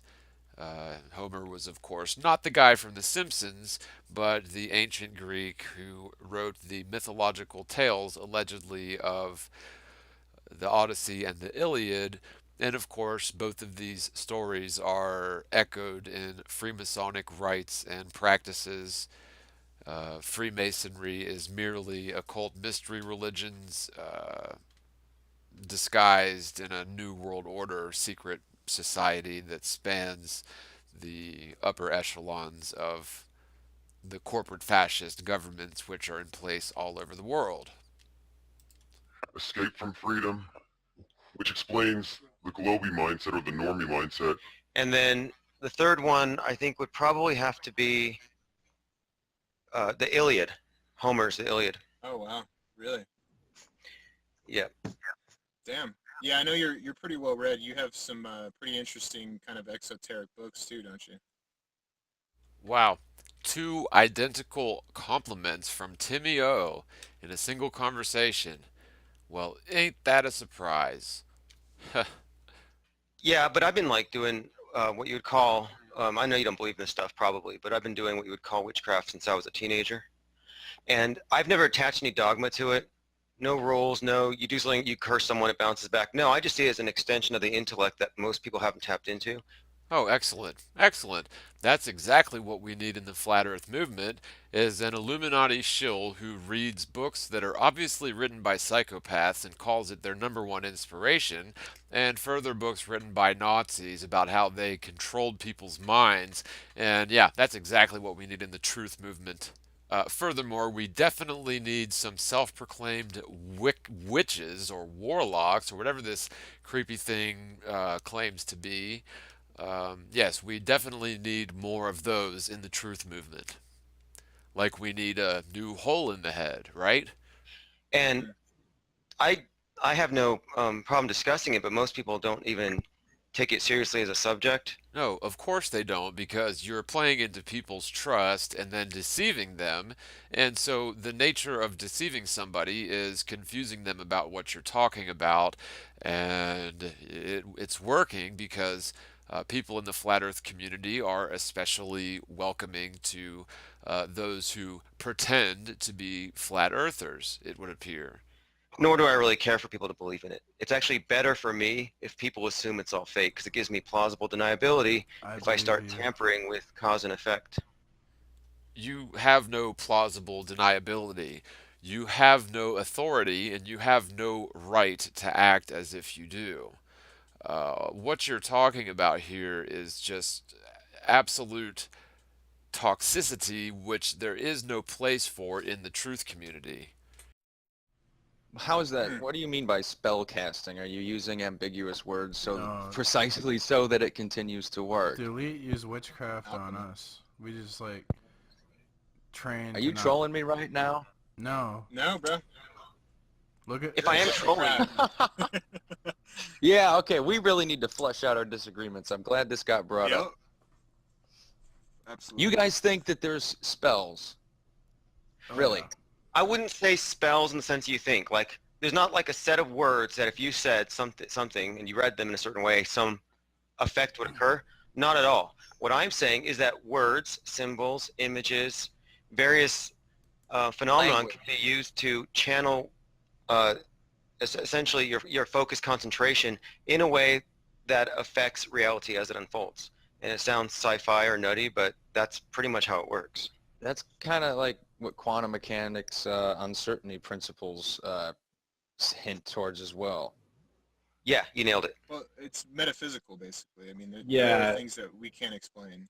It Yeah, is I mean, metaphysical. light of I would don't explain like it like this: like, do you believe love at first sight? And I would ask the question like, okay, well, what is that? And I mean, would that be like two people lock eyes across the room and their consciousness actually melds with each other? Like, what are we talking about when we talk about like intention? What is, you know what I mean? Like, so if you're talking about like spells or witchcraft, like it could easily be described as intention, and intention goes far beyond the spectrum of human senses.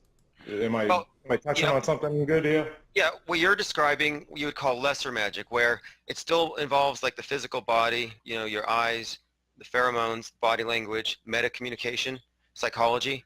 That would be lesser magic. Then the greater magic would be stuff where you're actually in your house in a dark room with candles, focused on something or someone and causing real-time effects. And I wonder if those would be positive effects or negative effects. Are you a good witch or a bad witch? So they're two different areas, but in order to be good at life, you're better off learning lesser magic. The people who only focus on the higher stuff, like trying to conjure demons and stuff, they usually turn up to be a bunch of basement dwellers and they don't do anything with their lives. Maybe that's because it doesn't work and it's just a waste of time. Well, I would say so. I would say don't believe it until you've seen it. But all of my beliefs come from direct experience, and I've had enough experience, and like I approach it with a very scientific methodology. And we always did this. Like even when I first started doing this stuff, I would have other people who would want to be involved in it. I'd be like, yeah, sure, come to ritual. But if they didn't get results that we could quantify in some way, we would assume the person was a dud, because not everyone can do it. Yeah, come to ritual so you can try to learn how to give people aneurysms from 500 miles away. I think you underestimate your fellow humans' capacity to understand their own mind and the world around them. I would say you do if you don't think it's possible for someone's mind. Like, so for example, do you think it's possible to cause someone who's annoyed you to have an aneurysm if they're 500 miles away just by having a really negative thought and intensely focusing upon them? Someone who's annoyed you to have an aneurysm if they're 500 miles away. To have an aneurysm if they're 500 miles away just by having a really negative thought and intensely focusing upon them. Wow, this is definitely the sort of truther that I want to be associated with in the flat earth truth movement. Don't you all? Don't you all want to be associated with somebody who apparently brags about being able to kill people with his mind, which is a massive delusion of grandeur and an admission that this person is not a truther. This person is an Illuminati shill. If they are made aware of it and other influence, if you are as important in their life as they are in yours, yes, you can do that. But they have to be made aware of they have to somehow be told and become aware of what you are doing and whatever suspicious, weird eye movements or whatever intent you have. They have to know that is happening, and then that raises doubt and stress and things in their mind. Are you a materialist, Lewis? I am very much a materialist, but that's an ever-expanding thing now that we're learning just how strange the world is. So you were a bit of a materialist until you spent some time with this obvious Freemasonic Illuminati Grand Master who is teaching you, well, essentially layman's from his perspective, obviously, a little bit more about the actual nature of the Freemasonic order, which is directly tied to, obviously, Satanism and witchcraft. So yes, I can see why your views would be changing on that because you're being illuminated by this Illuminati frickin' master, right? I mean, give me a break, people. Give me a break. Have you ever Very true. experienced synchronicity, like, or more than one synchronicity in a day? What do you mean by that? Like something that appears to be just a mere coincidence with personal significance, but it ties into what you were thinking and may even give you some type of I don't know, I won't say like prognostication, but it might hint at something or foreshadow. It's like a coincidence By that has synchronicity, a like, spiritual meaning attached to it. That's a coincidence. sure, exactly. Those typically happen in stride with significant life choices and changes that have occurred. But no, not really. I wouldn't say that that happens on an unpredictable basis. Okay, but you've had them during significant life changes and choices. Because my point here is that the idea of the ritual chamber is you enter a place where you're making decisions about what's to come next, and what you're causing is you're causing fortuitous coincidences or synchronicities. And I think that the individual is a causal factor in the synchronicities that unfold, that they are not coincidental. I think they're very chaotic, and you don't have total control, and you just become better at controlling circumstances and paying attention to them. Einstein said God doesn't play dice.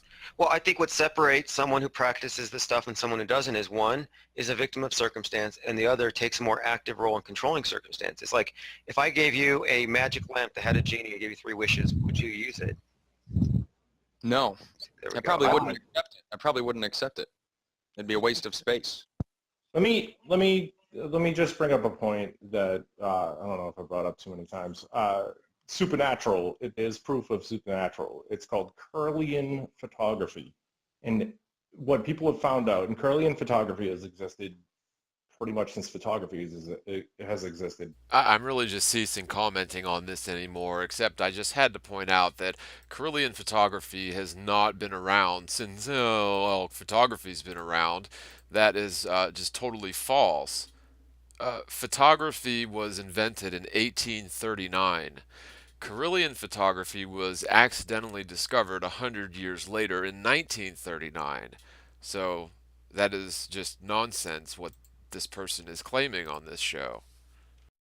What people have found out is if you lose fingers or hands, or if you're an amputee, Curlian photography will take a picture of you and your shit will still exist, right? And if that's the case, then what is it taking a picture of? And let me get a link for you guys, so you're not in the dock if you haven't heard of Yeah, this that yet. Carillion, I think John LeBon thinks it's a hoax or something like that, but it is pretty interesting. Well, referencing John LeBon as if because he thinks it's a hoax, then there necessarily must be something to what he says. Although anybody can do research on Carillion photography and find out that it is indeed a thing. But it just goes to show the level of assumption that these people go to without doing even the slightest moniker of research into a topic, or at least that's what they pretend to do. Does it have to do with kind of like how you can kind of see like a life force, so to speak? You can see an aura almost around people, and people, and they found that people who are amputees, they will show their aura of where their arms and legs used to be. So I've actually taken mushrooms with people in different cities, 2 to 3 people, I forget how many, but they told me that I have literally a green aura around me, and they didn't know the other person and stuff like that. So I don't know. There is evidence of like things that we can't explain, like the metaphysical kind of stuff. Right, right. Not, like it's not so cut and dry as the rational materials like the right. When I dipped into, and let me preface too that I am an atheist per se, but I'm also a materialist, but I'm also understanding that my senses are dull compared to what may exist. And I say may because if I can't perceive it, I can't even identify it. Do you grow And it's bugs? used. Do you grow stuff, Tim? Like plants? Oh yeah, several houses. That's I've heard like people with green aura or something like to grow plants. Weird. Yeah, I actually, they're my sweeties. I fucking love them. Yeah, Timio loves his pot plants that he has in several houses that don't actually exist, as he would be breaking one of the virtues or doctrines of Freemasonry if he were to actually partake in such activities. He loves them, but you know what's interesting? You know what I've heard about people with green auras? It's something a little bit different than they like to grow plants. Now, according to bestpsychicreading.org, link in the descripts, having a green aura can mean, just as in nature, clear green is the color of balance and harmony. It represents the soul as the link between the body and spirit. Shakespeare was correct when he described jealousy as a green-eyed monster. A murky green aura indicates that the person is experiencing jealousy, possessiveness, selfishness, and the desire to manipulate others. I would quickly mention this is where we get the phrase green with envy. A very dark green aura suggests the person is suffering from chronic depression. On the positive side, an upward flowing green aura, which I highly doubt is the case with this one, indicates a person who is seeking identity and individuality, and that the person is sympathetic to others as well as compassionate. Some of the characteristics of a positive green aura are intelligence, quickness, and good at business. I would probably go with the negative connotations to the dark green or murky green aura in this case. Beautiful ladies. But hey, IPS, you wanna? I don't know if it's too soon, but you wanna have a chat fairly soon about maybe the us versus them mentality. Why don't you guys just do it at the next lodge meeting? Yeah, let's do it. I'm going to be available pretty much this whole week, just working on stuff. But yeah, I think that's an important topic. And thanks for having me on. I appreciate your commentary, everyone here. Yeah, absolutely. Thanks for coming, brother. Brother. Thanks, we definitely can, you know, chat about other things and not be so, us versus them kind of mentality like everybody else does. You're not going to do the us versus them mentality because that's what everybody else does? Wait a minute. This is Timio. This is the number one most well-known, infamous globe earth troll in the world that all he ever does is play people against each other and act as if he is debunking the truth about flat earth, and he's extremely transparent. Yet, of course, him and the Illuminati shill pretending to be a flat earther are going to call some sort of a truce. Yeah, very interesting. 'Cause I think that you have fucking nuggets that I would love to explore. I'm sure that you would love to explore his alleged nuggets. Because I think that you have fucking nuggets that I would love to explore.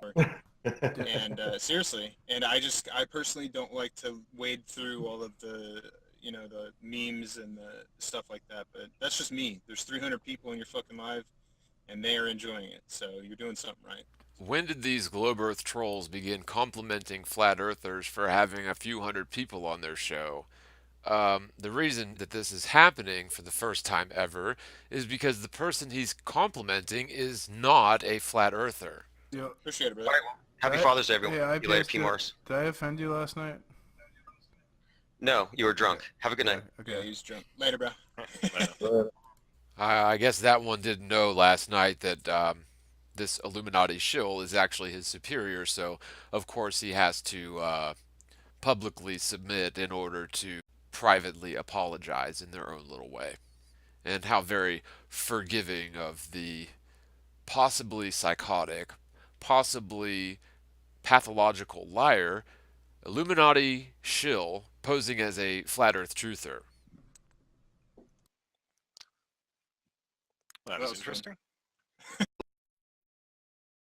Well, I think that the point has been made extremely clear. If you stuck in this far in this video, then there should be no question in your mind as to the true intents and character of the obvious Illuminati shill posing as a flat earther using admitted Mussolini-style fascist tactics, following the playbook, the 48 laws of controlling people's minds and controlling situations, referencing known Nazi propagandists' journals as their most inspirational books.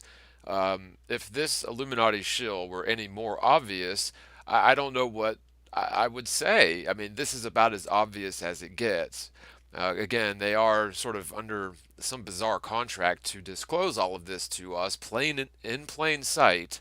But of course, I'm going to be attacked by the minions of this Illuminati shill who has somehow inserted themselves into the Flat Earth Truth movement, and people just buy right into the obvious malfeasance and deception and subterfuge that this person is pulling off. So, anyone out there who is following this person, I'm not saying that you are all Illuminati shills. What I'm saying is that this person has deceived you, and if you have a gut reaction to attack me because of pointing this out, you may want to check your premises. I will say this again, that by making this video, I realize that I'm opening myself up to attack. However, it's more important to me to get the truth out to the actual genuine flat earth community about this obvious Illuminati shill. And by making this video and voicing my dissent, I imagine that the people in this video will try to claim copyright ownership of this, although I will, of course, claim fair use, as my use of the material within this video definitely is protected by the Fair Use Act, as well as by the First Amendment. And hopefully, again, my goal in this is to hopefully, wake at least one single person up to the deception that is awry in terms of this particular person that was the topic of this video. Now, in opening myself up to attacks, that's fine. I can handle that. I'm not worried about attacks, but I just want to warn people that if this video has achieved its goal and has changed the trajectory of the events to transpire leading up to this deception, which the controlled opposition players here are trying to foment, then it will be a success, although it will make me seem to be crazy or paranoid because my gut instinct or my dissertation here does not come to full fruition, although, again, that is to be expected. These sort of people will change their tactics if they don't have the popular consent to sort of kill this red herring effigy of flat earth. So please, people, do not be deceived by this. We don't need a really quite absurd hoax stunt to prove or disprove or put the nail in the coffin of flat earth or globe earth. The debate is over. The earth is not a spinning sphere. Thank you so much for your time. God bless. We definitely can, chat about other things and not be so, us versus them kind of mentality like everybody else does. Because I